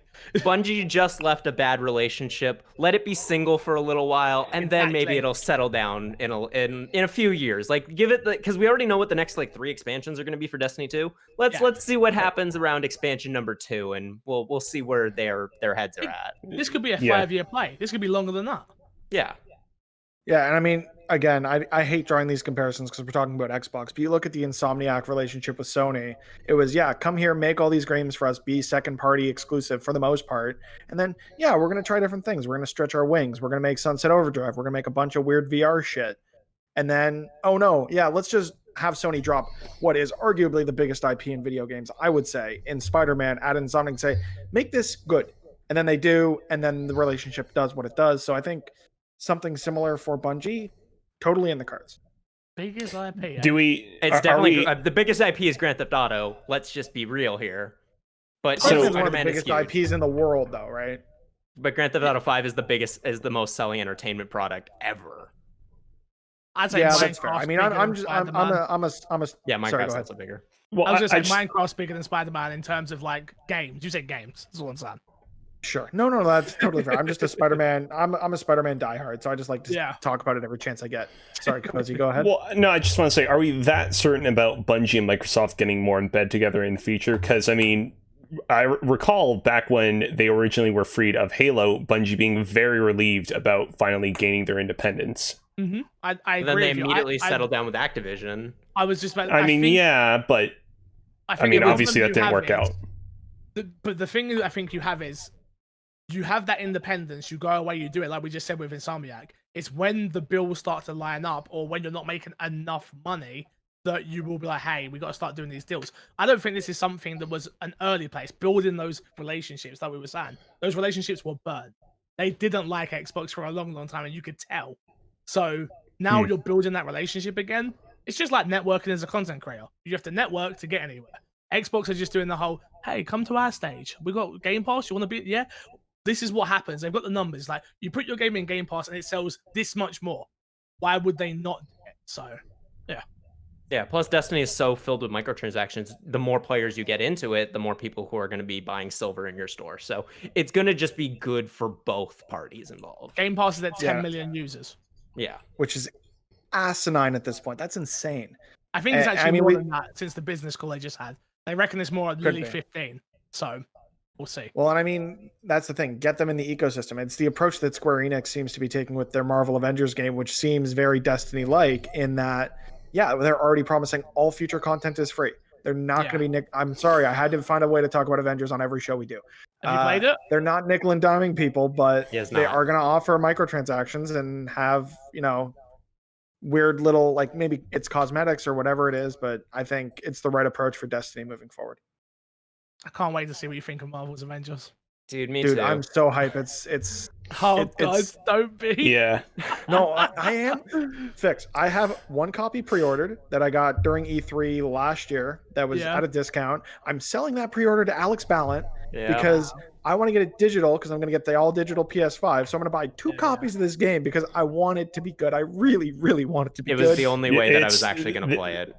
This man right here will not stop talking about it. I'm actually, to be fair though, I am actually getting into it myself. To loop things back into Destiny 2, I've played about like 50 hours of Destiny 2. I like it a lot, but it is still to this day a pretty overwhelming game in terms of all its various systems and collectibles and whatnot. And I'm motivated to get into Marvel's Avengers because basically I want to be on the ground floor for one of these live service games when it launches so I can completely wrap my head around all of its systems and mechanics. But I was like that with Anthem. Yeah, didn't work out for me. Anyways, I had tempered expectations. I just want this to come out and be more like Destiny at launch than like Anthem. I know it's like we did a show last week that you can catch now on podcast services or go watch the Twitch archive of our meta or our open critic predictions for the rest of the games in 2020. I think I said Marvel's Avengers is going to come in at like a 50, which I think is fair for that game at launch, and it's going to build and improve the way that Destiny has, as opposed to coming out like Anthem and being an absolute dumpster fire. But we are not here to talk about Marvel's Avengers yet. Kozi didn't finish. Kozi, finish. Sorry, Kozi. Well, no, I was just going to conclude by saying, the jury's obviously still out on whether Marvel's Avengers will live up to expectations, whatever those expectations are. Do you want to make a bet? I mean, sure. It's not something I feel like especially strongly about either way. Mitch, take my bet. Let's do five gifted subs on your channel. 5 gifted subs? All right. For what's the criteria? Let's go with, you want to do Metacritic? That comes in we did open critic on our show, but we can do either. Whatever we can do. preferring. Okay, let's do. Oh, I've never even been on open critic. Jesus. All right, now I'm playing with fire here. What's this? Do I have 100? Yeah. 100 point scale. I think I said 50. I can confirm that. Hold on, I second. can. Yeah, I have the document open right here. You said 50. Open critic of 50. That's already I thought he was higher than that. I thought you were like a 60, maybe 68. 65. I thought it was So- lower. You were definitely higher than that. That's already AJ. low. Yeah. Go on. Okay, so we could either predict the Metacritic score or we could predict that it's going to be delayed. AJ predicted it's going to be delayed. Alex Ballin predicted a 65. I predicted it's going to be delayed. Mitch predicted a 60, and Nathan predicted 60, it's okay. going to be delayed. How the hell So did you're I ex- have a higher? It's funny. Yes, so You gave your score before I did. Right. Your hype for it is the problem, but your hype for it, but you know it's going to be bad. Is the problem. Exactly. I said 60. So yeah, no, we're- this you- is getting no. You're right on the money. This is getting 60. If Okay, so 63 no bet? max, we can't because you're already so low. I expected you to be higher so I could come in at like 5.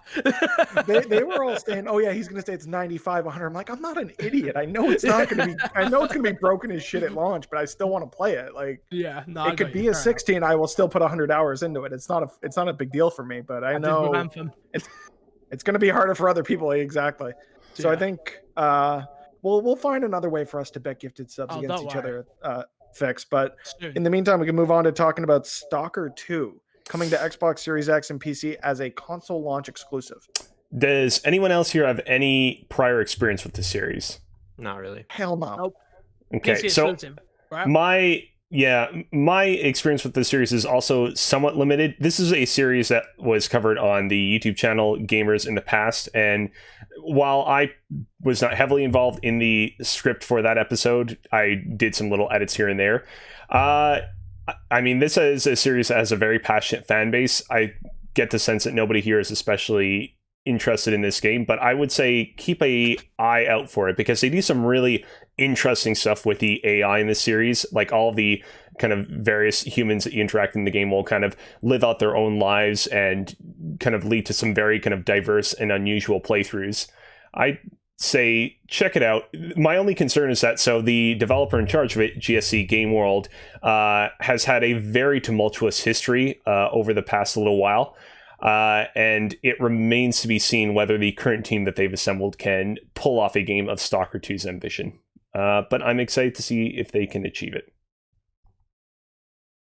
Well said, Kozi. Yeah. All right. Next game that they showed off was Warhammer 40K Dark Tide, another console launch exclusive for the Series X and also on PC. It's Warhammer. Again, CG trailer, so I don't know what the game is, but there is an audience for them, so it's very cool that they got this get of an IP that's well known for their console. But the Warhammer Vermintide games are very reminiscent of Left 4 Dead, and that makes me excited that now it's like we'll get maybe that type of thing, that type of game again, but with like the sci-fi Warhammer aesthetic, like of the Space Marines and stuff. So I'm interested in this. I obviously we don't know it's going to be that, but it really gave me those vibes, and it reminded me a lot of Vermintide because you saw like the entire horde of enemies in the background that like the lights come onto them, and so it could be very similar to that, where it's just like a lot of enemies that you can kind of kill rather quickly, but they can become overwhelming, and it's like it seems like it's going to be a co-op experience. So I'm cautiously optimistic about this one because I love Left 4 Dead 2 more than most games, and so I just want to have that experience again. Nerd stuff. Sorry, I can't help you there. Yeah, Warhammer for nerds. That's fair. all right, and we can move on from the nerd stuff to some more. More nerd It's something stuff. a little closer. It's a video game. It's a little closer to my heart. No, it's an experience. Fix. It's Tetris Effect Connected. Oh, okay. It's Tetris Effect, but in multiplayer. Hmm. I friggin' adore Tetris Effect. So you give me more reasons to jump back in and play it, I'm gonna friggin' do it. Anyone else got thoughts on this? I thought it was 1 versus 100. Yeah, I was gonna say. And I mean, like I knew it was Tetris Effect because of the song. It's The like music, using it's the iconic like song from Tetris Effect. But I mean, I love that game experience, and I think that though it is only timed exclusive, I think this is still a big get because Tetris Effect was kind of this really cool phenomenon when it came out, and to have like the experience where you have to work together, I think can be a really cool contrast to something like Tetris 99 on Switch. I'm excited for it. I want more Tetris Effect. Is anyone a little bit disappointed, though, that it doesn't seem like there's a Tetris Battle Royale mode to this game? No, because you have Tetris 99 on the Switch. Yeah, I've got a Switch. I'll play it there. Yeah. Okay. I think with your Nintendo Online subscription.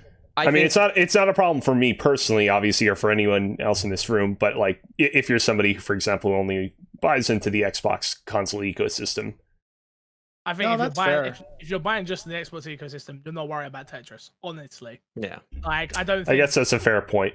That's my thing with that announcement. It was a weird one. I was like, I get why you're doing this. Why time exclusive this though? Like, this seems like one of those games that, with the way Phil Spencer has spoken over the years, this seems like one of those games that you're like, everyone should experience this. Let's have cross-play. Let's have cross-progression. And this seems like a weird thing to time exclusive, honestly. But I guess bills to be paid, right? Yeah, I would caution if there were a battle royale in this, because I don't think the aesthetic of Tetris Effect lends itself to that. I think a collaborative experience makes a lot more sense given the zen nature of the game, which is kind of opposite to what Tetris is normally, but I really dig it. So it's exciting to see new content coming to that, whether you get it on an Xbox Series console or you wait for it to launch next year on the consoles you might already own it on. Yeah. I hope this mode will have VR as well. Sorry, I didn't mean just. I think it has to. Yeah. But it will do on PlayStation when it comes. It will. Yeah, on PlayStation and on PC. Yeah, sorry, I meant that's more where I'm hoping for. Yeah, I loved it in VR. But the next game that we got a glimpse of was not a VR title. This is the Gunk.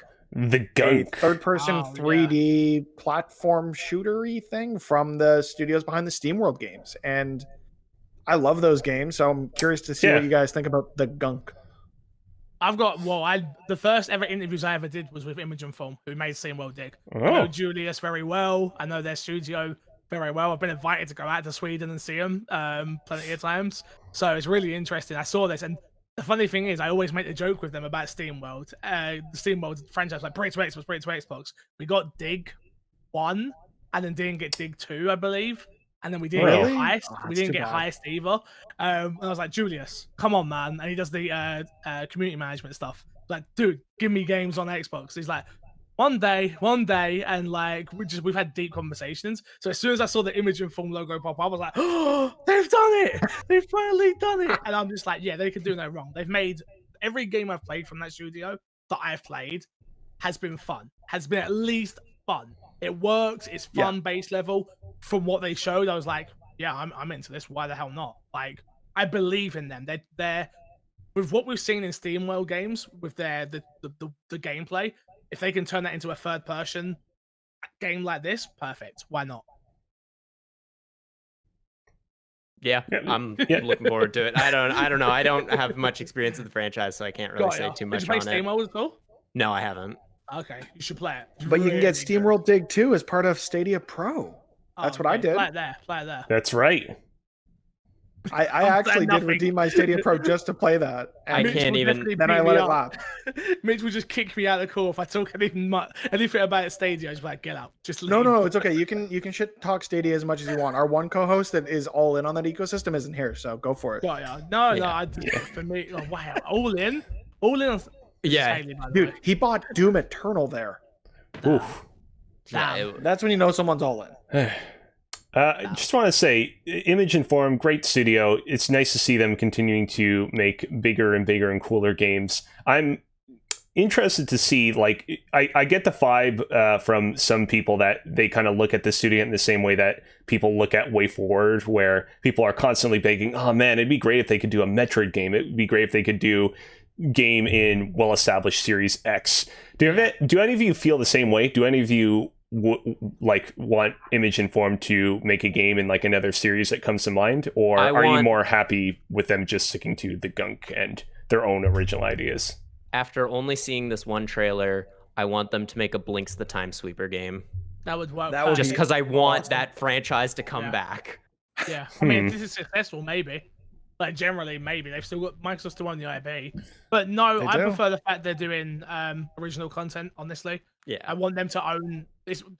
This is clearly Microsoft paid for, but I want them to own the IPs because again, I know the guys as well. They're very artsy. They put a lot of time and effort into their world building. They have a fantastic community. Like, no, I want them to be able to just keep doing what they're doing. So for me, Image and Film, making your own IP. Because as soon as they go into someone else's IP, it can be taken here, there, and everywhere. But they're so good at being there. Yeah. You know. Mm-hmm. Yeah, and I think I'm in the same sphere as well. I think that as much as people might say, oh man, it'd be cool if they could do a Metroid, I'm fine with just having their characters in the game reference Metroid and leave it at that. Yeah. Sounds good.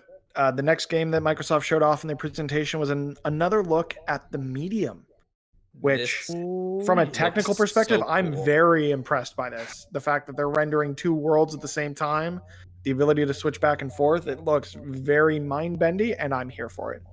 I'm so conflicted on this game. Interesting. Because Tell Team us why, Blooper Fix. are 0 for... No, they're 1 for 2 for me. So I love Okay. the Layers of Fear because I knew nothing about that game. Hated Perfect... was it Perfect Dark? No. What did I do? Blair Witch. Oh, Yeah. Blair right. Witch for me just didn't work. Like, it wasn't good looking. The story wasn't interesting. Its gameplay wasn't fun. Like, just the whole thing. It was just like, oh god. And then the medium, I'm like, this looks fantastic. But is it just another game that I start here and I walk through and the world moves around me and we go from there? Is that what Team Blooper Games is? Because if it is, I don't know if I need another one. Personally. Understandable. Personally, It does look like it's showing off some really cool tech, but it could be to your point, it just another similar experience. But walking Alex, sim. what do you I think? yeah, Yeah. go on. Okay. I guess I'll take the reins. Please so, do. So one of the coolest levels in any game that I've ever played ever is affecting Cause in Titanfall 2, because it's the switching back and forth from the present to the past. And this game gave me so many of those vibes with it, of switching between the different realities. And the one reality has like your path will be like completely blocked, and so you have to go into the demon reality, but then the demon reality has like this weird monster that's chasing you, and so it's like you have to kind of like, I really hope that they do similar things to what Respawn did in that level in Titanfall 2, but over the course of a full experience, because there was like, you have to keep in mind what's in which reality, and you have to just try to like juggle these things as you're, it's not going to be as fast paced as Titanfall 2, obviously, but I think that there's so much potential with this. And I think that's one of the most exciting things that we're going to see with this next gen, is just the horsepower to be able to really take what a game is and completely flip it on its head. And I think this is like, this and Ratchet and Clank on, I know this is, we're talking about Xbox, Ratchet and Clank is like, Ratchet and Clank is like the only other game that I've seen so far that has this potential to it. And I'm really, this is one that like my eyes are like, I am now like fully invested in. I know we had seen this one before, but now like after seeing it here, I'm really in. Just the idea of what they could do with that switching realities is so cool. My question is, would you buy an Xbox for it?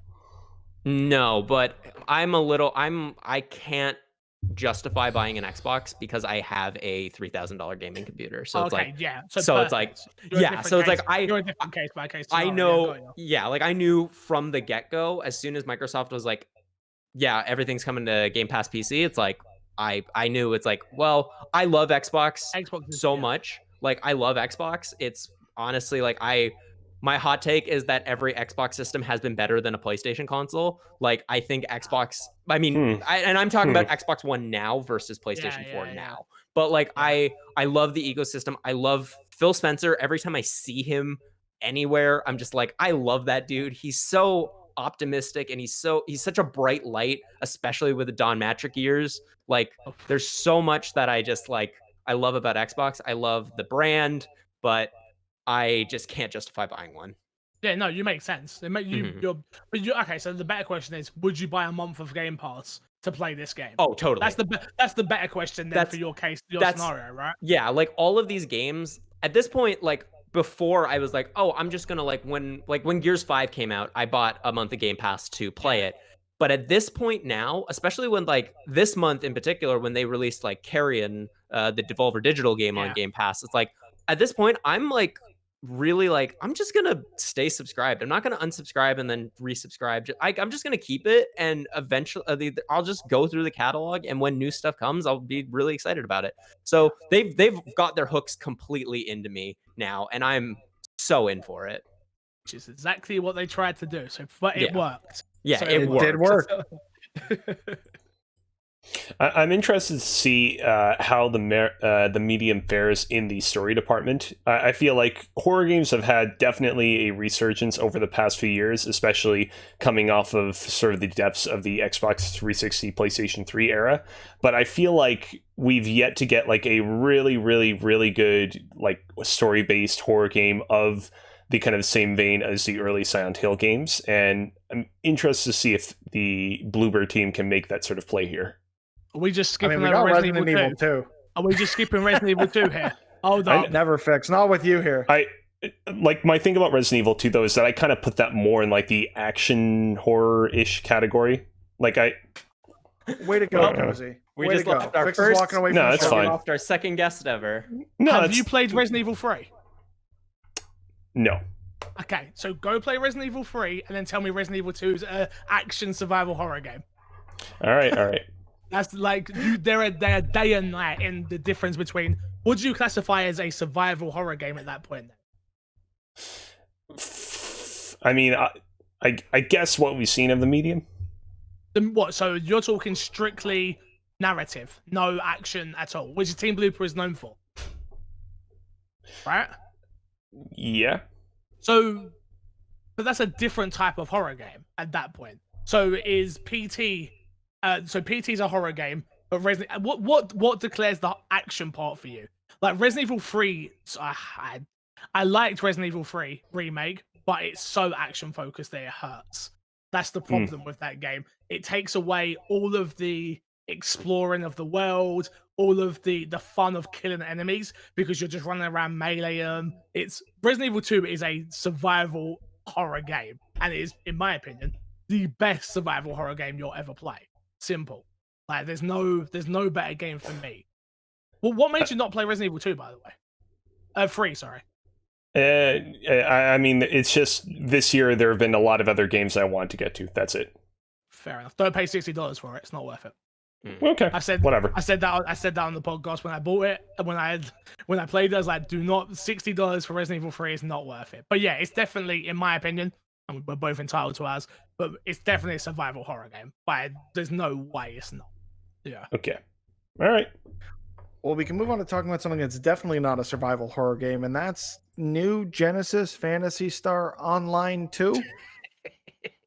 I had to look that up because that's too RPG for me personally. It's a huge franchise, but the people who it's going to appeal to is very small but dedicated, I would say. I mean, it's probably huge in its own right, but it's not like the Xbox it's not the Xbox like fan base that I think is looking forward to this. I disagree, honestly. Okay. Like I generally I am not about this game at all in any way, shape, or form, right? But Xbox have literally no market share in Japan, right? Like that's fair, they literally have nothing. This is a brand new Phantasy Star game. People love Phantasy Star. I don't know why. I don't get it. I don't understand it. I just know that Danoni in my chat, anytime we talk about it, he's like, oh my God, this game. I'm like, okay, I'm sure you love it. Like, I feel like you've got to realize when they're doing these shows is they've got to try and hit different audiences, like we've been saying, right? And this applies to a very specific audience that are going to go, you know, like when we're saying we're not buying an Xbox for this game, someone is going to go, I don't want a PC, but I am going to buy an Xbox just for this game. And I generally think it was a kind of a stroke of genius where they're like, it's a known franchise that people love with a brand new game. I've heard about Phantasy Star. I couldn't tell you what it is. Like, even watching the trailer, I was like, is this a new game or is this an expansion or what is this? And everyone's like, it's a new game. I'm like, okay, are you sure? Like, I think so. I'm like, I'm still not quite sure if I'm honest with you. I think it's a new game. Initially, I thought it was Xenoblade, to be honest. Not Xenoblade, I cannot tell these Japanese RPGs apart for the most part. I will agree that, like, yeah, Microsoft has tried, like, ever since the first Xbox, they've tried to make moves to cater to Japanese audiences, and it's never worked out for them. Like, they did a lot with the original Xbox, like the S controller, which was like the actual like one that a normal human being could use, was only available in Japan for a long time. Then with the 360, it's like they got Final Fantasy 13, like that was huge for them. Blue Dragon as well. Blue Dragon, yeah, that's just right. Yeah, like they were. Yeah, Ugh. they made a lot of moves, but it never really did pan out for them. And so I really hope that like I hope that this is the move that they can make, that it finally like breaks through. I don't think this will be the one, but I think it's a case of being one of many that will they need to set it up. Yeah, it's done by Atlas, if I'm not mistaken, right? Is it Atlas or not? That would be. I don't know if it is Atlas. It might be something else. No, it's the pre-show. The pre-show had the Atlas game.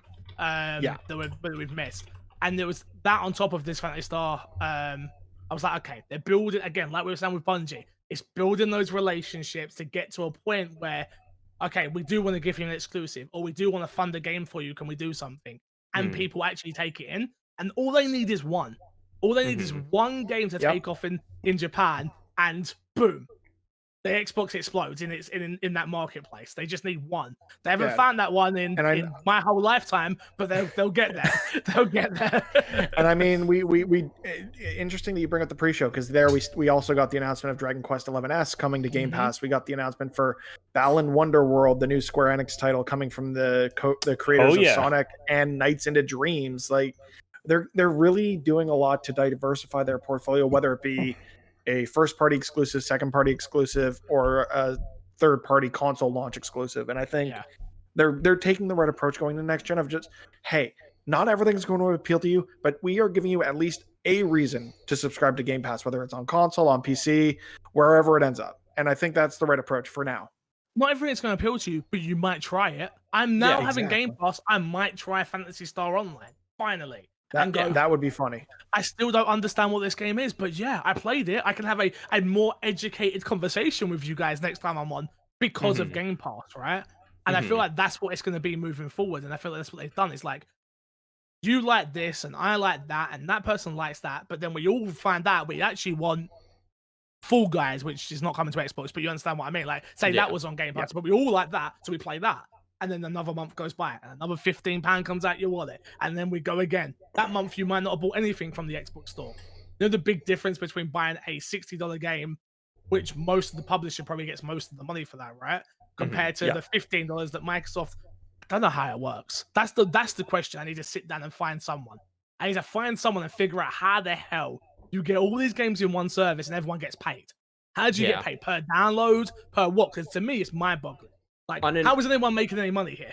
On an interview that Aaron Greenberg did, I think it was with Inside What's Gaming. Good Games?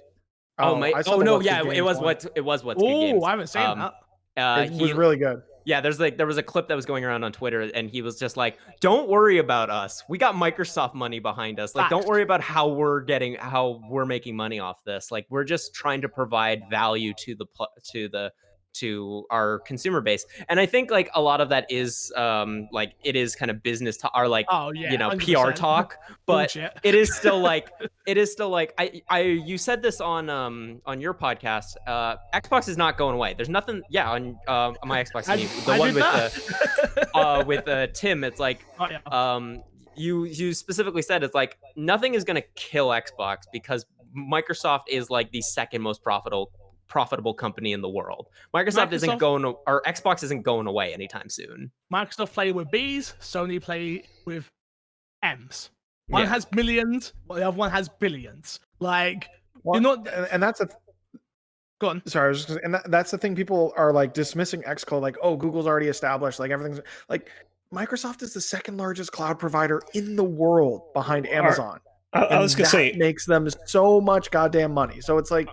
There's so much money to be made outside of Xbox. It's like, yeah, we can throw them a bone here or there and keep it afloat because they're going to eventually be innovating where other companies are being stagnant, right? Yeah, Xbox is a drop in the bucket.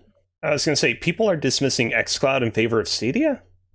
Is that what you were implying? Not that they're dismissing xCloud, but just like, oh, it's just another thing like Stadia. It's like, no, this is probably going to eat Stadia's lunch because Microsoft has so much power behind them, so much marketplace value. We haven't been able to talk about it yet because of just the amount of shows we've been doing on my Xbox and me, but we've not been able to talk about the fact that Game Pass is part of xCloud now. Like, that alone, it kills. I know people love Stadia, like, especially you, Mitch, you play it and stuff, but like, that alone. No, I got those 2 months free and I haven't gone back. Okay, fair AJ, enough. One of our other co-hosts, is the okay. Stadia diehard. AJ, don't beat me up. I'm sorry, brother. I love you. But yeah, that alone destroys Stadia. The thing is, what we find out now about Google is, are they going to drop it? That's the difference between Microsoft. Microsoft didn't drop the Xbox original when it didn't work. Microsoft didn't drop the 360 when it were Red Ring of Death. Microsoft didn't drop the Xbox One when it had a failed launch. Microsoft didn't. Look, do you know what I mean? And there was always rumblings. The longest I've been covering, and I've been covering Xbox now for 5 years, it's always the Microsoft hate Xbox. They want to sell Xbox. That since the Don Matrick era's gone, we just hear great things about how Microsoft love Xbox and how revenue is up 600% in their last earnings call or whatever it was, and services are up, and this is up, and that is up. That's what I think people forget. It's like, doesn't matter who's selling the most consoles anymore. It's service for Xbox anyway. So. And I think that's the right approach, honestly. They're not going to be able to take they're not going to be able to take that crown from Sony when it comes to the traditional console launch, but that's not what they're going for. Yeah. But what is interesting is this whole presentation, we've just been talking Game Pass. Yep. The next game we saw explicitly said their single player was not coming to Game Pass, which I find bizarre, and that's Crossfire X. You'll get caught up in the crossfire. That was a thing. Yep. So this is bizarre because like Remedy is making this game, which it's also Sam Lake, part of like he's specifically writing it with Remedy, and anything Remedy does, I'm in. Like Control was so fucking cool in what it was. Like Alan Wake is awesome. Like they used to be a really great second party partner for Microsoft, and then they kind of Epic has kind of stepped in a little bit with them, which I feel like is such a missed opportunity. Miss. Yeah, missed opportunity with Microsoft. Like the fact that they didn't put a ring on that finger, man. Yep. Like it's been so long since basically since Alan Wake was the Xbox exclusive. I know they did Max Payne before then, but that was on PlayStation as well. You're forgetting about Quantum Break. Quantum Break. Break. Oh.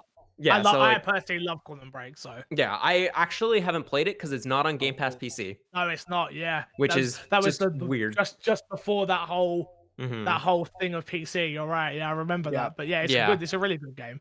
Yeah, so like at some point I want to play it because I love Remedy. I love what they do. They do third person action games in a way that no one else does. Like their integration, like especially with Control, their integration with live action elements, their presentation is just, I think it's honestly unparalleled to what Sony does, like because it's so unique to compared to what Sony does more specifically.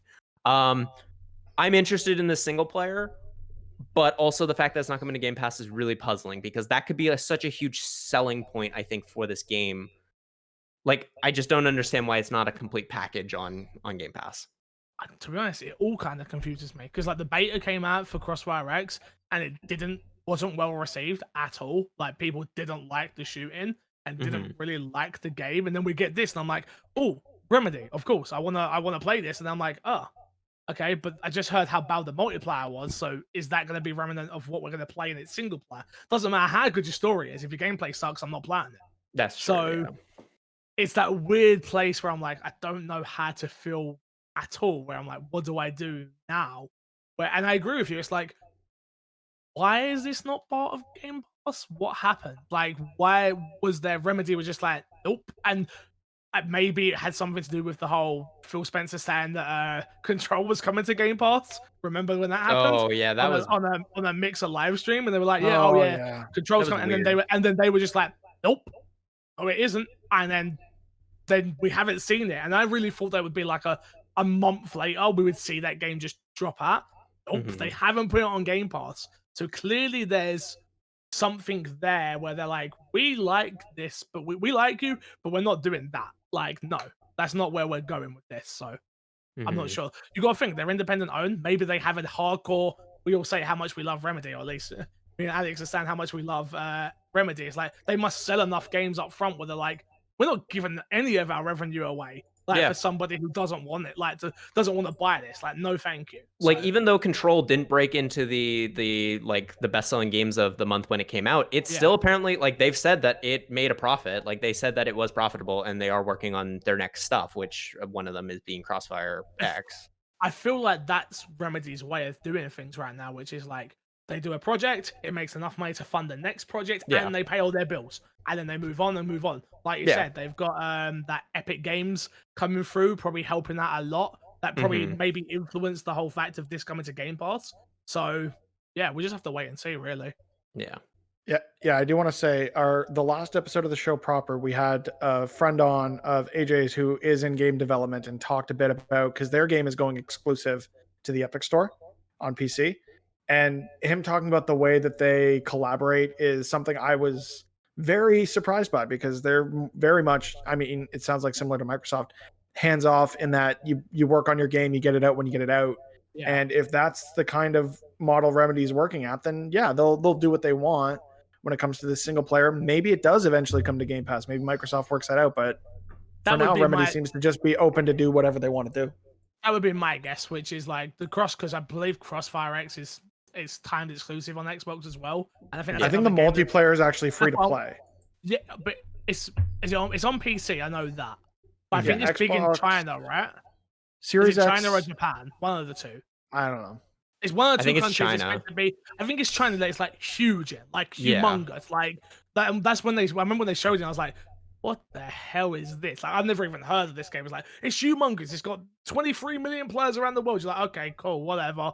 And then the single player comes, like I say now, like, it looks good. It looked good. It looked fun. I do trust Remedy, but I also trust the feeling of the internet when they say the multiplayer is not good. As someone who plays Call of Duty, you need to be that good to get me to play a shooter and enjoy a story in it. So, yeah. Yeah, and I think some of that is just, we're messaging to, or Microsoft is messaging to like their investors, be like, hey, look, we do have some of these things that maybe it doesn't speak to a Western audience, but it is global. Similar to what we saw when Pokemon hyped up their second Pokemon Direct or whatever it was, and it turned out to be a MOBA. And everyone's just like, why are you hyping the reveal of a MOBA? It's like, it's not for you. Oh, not only that, that was investors. For what? Yeah, I was like, hey, I want to say for the record, I am actually interested in trying out that MOBA. I feel like Mitch kind of painted me as not being interested, but I actually am interested in checking it out. Well, no. I was just, nothing at you, Kozi. It was more of a generalization of everyone got really excited for the presentation and then were let down by what was shown. But what was shown wasn't necessarily for the people that were disappointed. It was for investors and people around the world. That's all. I liked it. I like what I saw. I've always wanted to get into MOBAs. My friend Crash plays MOBAs all the time. So I was like, hey, I will definitely play this. But yeah. Yeah, I'm a Pokemon guy, so I'm at least going to give it a shot, Kozi. Don't even worry. We'll be there day one, getting our MOBA on.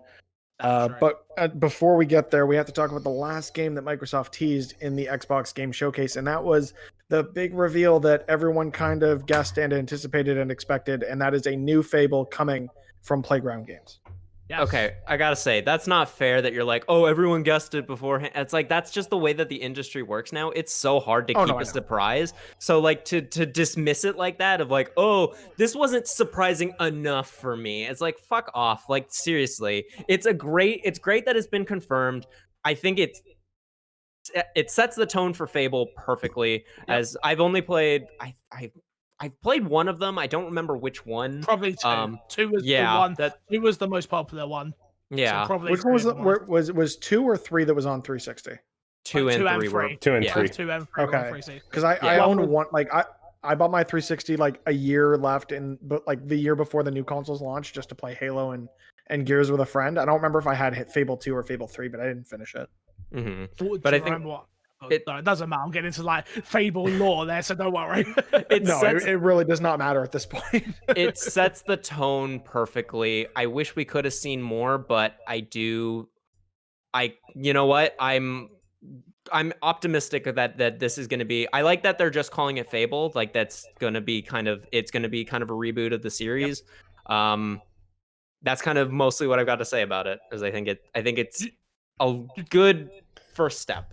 You touched on it there, which was, I love it when we know something's coming and people just go, oh, okay, Fable. It's like, Yeah. do you know how long, again, I do this for every week. I'm like, I can't wait for a new Fable. I can't wait for a new Fable. We get it.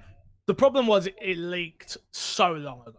It leaked a long time ago. So it wasn't a fact of when, it wasn't if we're going to get a Fable, it was when. And we knew who was making it as well.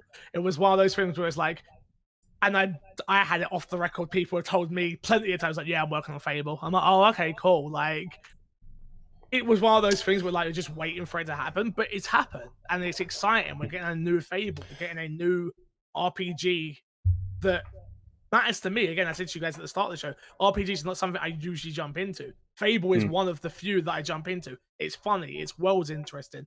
The multiplayer was fun. I think this is gonna. I thought before the rumors of it being an MMO, I thought they were gonna go back to its fully roots and go single player with it, like they did with the first one. But yeah, I'm super excited about it. Like you said before, the tone of this trailer set out perfectly. There's still humor, and it's there. It's there. So, on the subject of it potentially being an MMO or not, I think a lot of people discount the fact that MMOs can, really offer a lot of the same pleasures and delights that we can get from single player experiences, particularly when it comes to story. Like we've seen with Final Fantasy XIV, that game offer really, really kind of engaging story beats, and a game like Destiny 2, for example, while being a little bit arcane, feature a lot of really cool, like I don't want to say like augmented reality isn't the right word, but there's a lot of like really cool like live stuff and secrets and mysteries and whatnot for the community to solve that is really special and that you can only do in an experience like that. I do want to say, MMO or not, I was kind of expecting / hoping / surprised that the game is not like a little bit more modern in terms of its setting, because if I recall correctly, before back when Lionhead was still around, the Fable game that they were working on was supposed to be set in like a bustling metropolis. Like it was like the next logical evolution from where the series was at technologically with 3. It seems they're going kind of more for a throwback in terms of setting to what like Fable 1 and 2 were like, which I guess makes sense. You want to capture the most people's attention, and most people's happy memories of Fable come from those 2 games. But I think it comes back to what we were saying at the start of the show, right, with State of Decay, where we used to take a free on it and most people are not going to play it. You reboot it. I'm not saying it's the same thing with Fable, but rebooting Fable is a big deal to a lot of Xbox hardcores, even more hardcore than me, because the original Xbox Fable was one of the games on that console. So to me, it makes sense. I think eventually this will become one of Xbox's key franchises now. The way we talk about Gears, the way we talk about Halo, Fable will be up there again in that same level. So eventually we would get to where Lionhead was getting to, but we need to go back first before we can get there. And I think that's the right move. Yeah. It'll be interesting to see Playground Games take on it, because they're an incredibly talented studio in what they do, but we've only at least recently see them, or I think ever, make Forza games, right? That's all they've done before this. So that's my biggest concern with this game. Combat. Is the combat going to be any good? I'm hoping there is still some open world shared universe component to it, because I think that would lend itself really well to Fable, and they did that so well with Forza Horizon. That's what I was just about to say. Yeah. That's what they're good at, right? They're good at the world. The world will look amazing. The multiplayer will work if there is multiplayer. That part of it I'm not worried about. The action and the combat and the magic, that's what concerns me the most. But they have been hiring from the right places. So as long as you bring the right people in to do the things you're not good at, that's what, like any business, like me with my business, like I hate editing. I need an editor. Get someone to do the things you're not good at and keep doing the things you are good at. Not too sure what I am good at, but I'm still figuring it out, all right? But you get what I mean. Like, that's what they had to do, and they had to hire up. They now have the budget to get there. They've got 2 studios going. I'm excited. I really am excited to see how this comes out. They're British. The humor's going to be that dry British humor that either some people love or some people hate. Some people, it's one way or the other. Either you get it or you don't. Especially most of my friends being American, some people are like, "Oh, you want a bat?" I'm like, "Yeah, I'm sorry. That was me being English. I'm sorry." Yeah. But I'm super excited. I'm so happy this is coming to Series X only, and not on the Xbox One as well. because it gives me a reason to buy the system. As much as I could play it on PC, I'm more leaning to more. Now I've got a new monitor. I'm like, oh, I should play Call of Duty on PC. I should do this on PC. I'm like, oh no, it's happening. But yeah, I think it's nice to know there's an experience out there that will force people to jump. You know, so. The biggest question though I have about that is I was expecting that Fable was going to be like their next year's game, the 2021 game. Like that's what fair enough. That, like, without having that knowledge, I was just kind of expecting that because it's like your 2020 is set with Halo. Like that's your big game. You can have all the other sort of smaller stuff to sort of fill out the library around that, plus all the third-party stuff. We don't really know what their 2021 plan is, which I think is a little worrying. I mean, just that's kind of my biggest concern is that's what I thought this was going to be, because it's like if you have like, you know, Sony does about like 2 sort of big games a year is what they this year is an exception because we're getting Miles Morales in November and we've already gotten Last of Us Part 2 and Ghost of Tsushima. Expansion, not a full game. And Final Fantasy VII Remake. It's not first party, but it's exclusive. That's second. I'm talking about Sony first party studios here. All right. But I'm sorry, Final Fantasy VII is probably my game of the year. But like we usually mine too. I don't get to talk about PlayStation much. Please let me. It's amazing. You're please. welcome on here anytime you want to talk about PlayStation. Don't worry. Hey, I mean, my favorite game of this year is also a PlayStation 4 exclusive, and it's Persona 5 Royal. So, you know, I'm like, I get it. I just like, I'm worried about because this event to me was going to have to be, let's set up the next 2-3 years of the Microsoft ecosystem. It doesn't need to sell me on a Series X. It needs to sell me on the Microsoft ecosystem for the next few years. And I don't know if I feel like they've done it like the future of Xbox, like 2022 and beyond, but I don't know if we got the next year. And I'm a little worried about what next year might be a dry spell with them. I feel like Everwild will come out 2021. It's just they're holding it to for some reason. I don't know what, I don't know why they did that, but I feel like Everwild, I feel like Compulsion Games' new game. I feel like we didn't see it in Exile's new game. We also don't know what the Initiative is doing as well. The Initiative's still hiring, so don't expect anything. That's going to be a ways off. Don't expect. I'm just trying to go from what I actually know, where I'm like, okay, Rare support team would be taking over Sea of Thieves, so they'd be ramping up on Everwild now. So I can imagine that coming out in 2021. I can just imagine there being a lot of smaller games from Xbox at this point. So it'll be like a 2017 with them, where they don't have a lot of big stuff. I feel like because they've gone with games with service on a lot of stuff as well, like you're gonna get Forza, and that's gonna keep growing. So they're gonna be able to, like Halo's gonna keep growing as well. Yeah, okay, I can see it being like that. And as long as they can keep getting these deals with third parties to have, like, let's say Sony does revamp PlayStation now, but if they can get exclusive deals on streaming a bunch of stuff or offering a bunch of stuff through Game Pass that you can't get on Sony's platform in terms of, you know, their games as a service thing, then that is all, like, they could just make their 2021 up as, you know, it's the best place we are the best place to play third parties, because for this one price every month you get all the big games that are coming out this year. They might not be ours necessarily, but sell that service, right? I think it's that thing with timed exclusive now as well, where it's like, I personally hate timed exclusives because I think they're very disruptive to the industry on both sides. It's something I hated about PlayStation's, and PlayStation hid it perfectly. No one even knew. No one had a bloody clue, and that's something Xbox did poorly again. And I keep saying they do it. It's like, don't bring up this world as much as I love it, because I'm a bit of a fanboy in that terms. But just keep showing it. Don't even make it think. Don't even let people think, oh, that's coming to PlayStation. Yeah, put that in a press release later. Do it what PlayStation did. They put in the bloody YouTube description.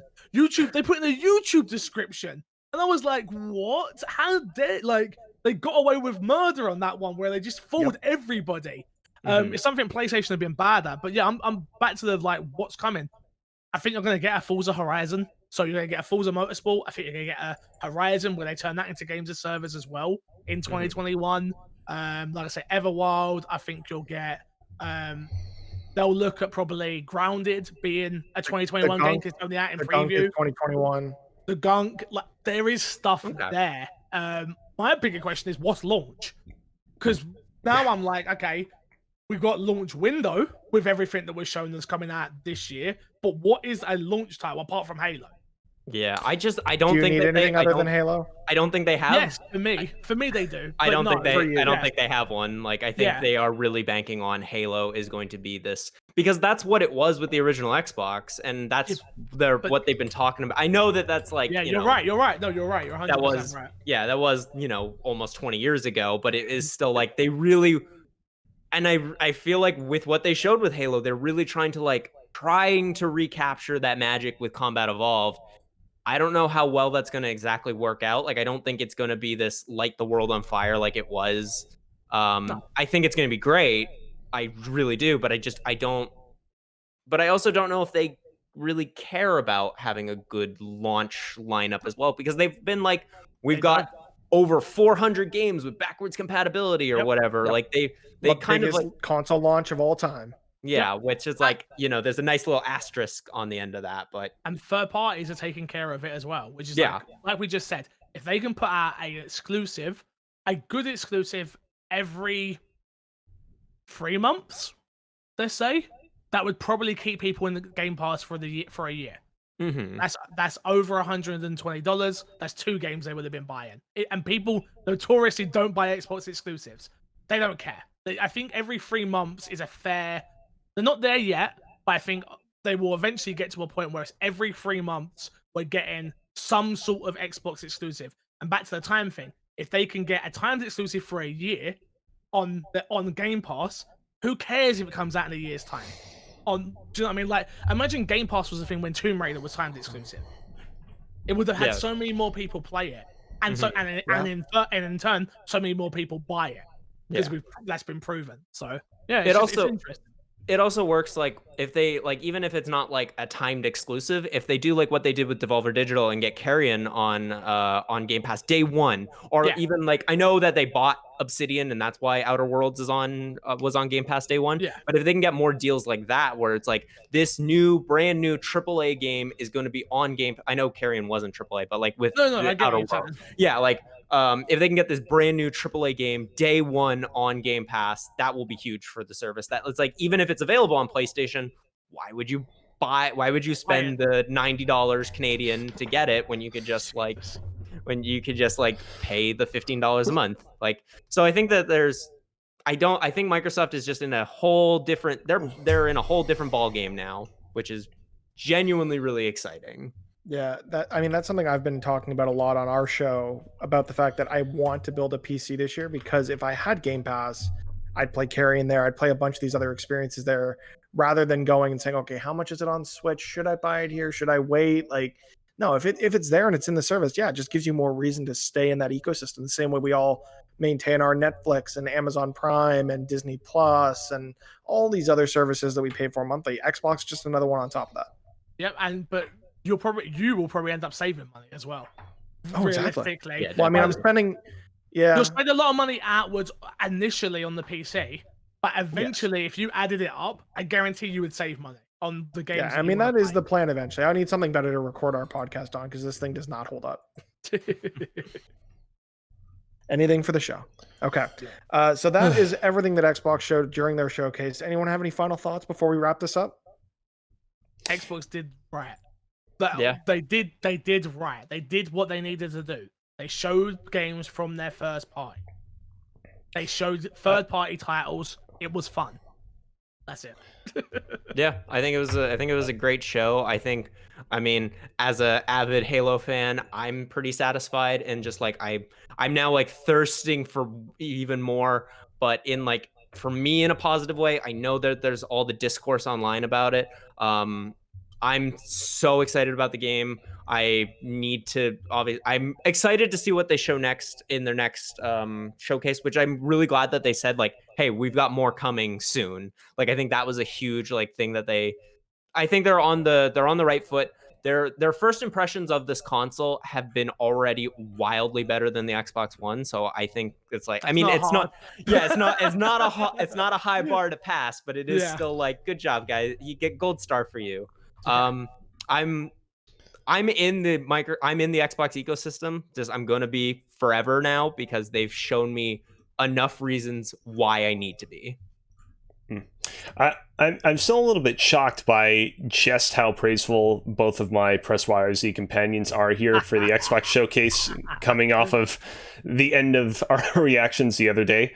But legitimately, at the end of the day, it was a solid show, and I'm looking forward to being part of that ecosystem more, because I'll admit that I definitely have talked the least of the four of us over the course of the past couple of hours, and I don't want to be that way. I do want to be more informed on the inner goings of the system. And yeah, I'm hoping that we can have another conversation like this a year from now, and we'll all be kind of talking equally around the table and giving all of our viewpoints in equal measure. Video games are cool. They showed cool video games. I'm excited for Alex to get the Halo beta at some point, but I don't know when that is. And they should have. I doubt it's gonna happen. They should have said it's something, happening. but It's happening. 100% happening. 100%. it remains to be seen when that happens. But at least for now, we've been Press YYZ. You can find the show on Twitter at PressYYZ and on Twitch at twitch.tv/PressYYZ, where we go live every Wednesday night. Around usually 8 there's PM. 5 of us, but we'll see. Yeah, usually around 8. We're usually late. We were early today, though, which was great. I mean, if people wanted only to check... late by like 5 minutes. It's not a problem. Fair. We're always live on our channel at 8. Like, it's just when we actually start the show proper is like 8:05 or whatever. MC Fixer, thank you so much with gracing us with your presence today. If people wanted to keep up with you, where would they find you? You can find me everywhere at MC Fixer. Twitch right now is the big one, I'd say, is what I'm pushing. I'm trying to just elevate everybody around me on Twitch. It's something that I don't think enough streamers do. I feel like it's very easy to get your community and feel like they're mine. No, everyone stay away because everyone's very scared. But yeah, for me, twitch.tv/MCFixer. Come find me or follow me on Twitter at MCFixer. Not Mick, not Mac, not MC Fister. Kozi, if people wanted to keep up with you, where would they do so? You can follow me on Twitter at Alex Kazina, and you can also find me on Twitch at twitch.tv/CozyBearLive. Kozi Bear Live is very much, I feel, kind of the prototype for this channel, where I feel like I kind of worked out all the kinks there first before transitioning over to here. And now this channel honestly has kind of become my main channel for Twitch streaming. But if you want to see some more Kozi After Dark business, you can also check out Kozi Bear Live. It gets real nasty. I can confirm that. Alex Ballant, where can people find you? So on Twitter, I am blatantly_Alex, Instagram blatantly Alex, and YouTube blatantly Alex. I make a lot of video, or I try to make video essays when I have the motivation to do it. Nice. You really got to fix that branding. It's all got to be the same, man. Contact the guy who has blatantly Alex on Twitter and tell him to give it to me, because I think the account's inactive. We'll try. If you wanted to keep up with my shenanigans, you can find me everywhere at Mr. Mitch George. That's Mr. Mitch George. And with that being said, thanks for playing. Take care, guys.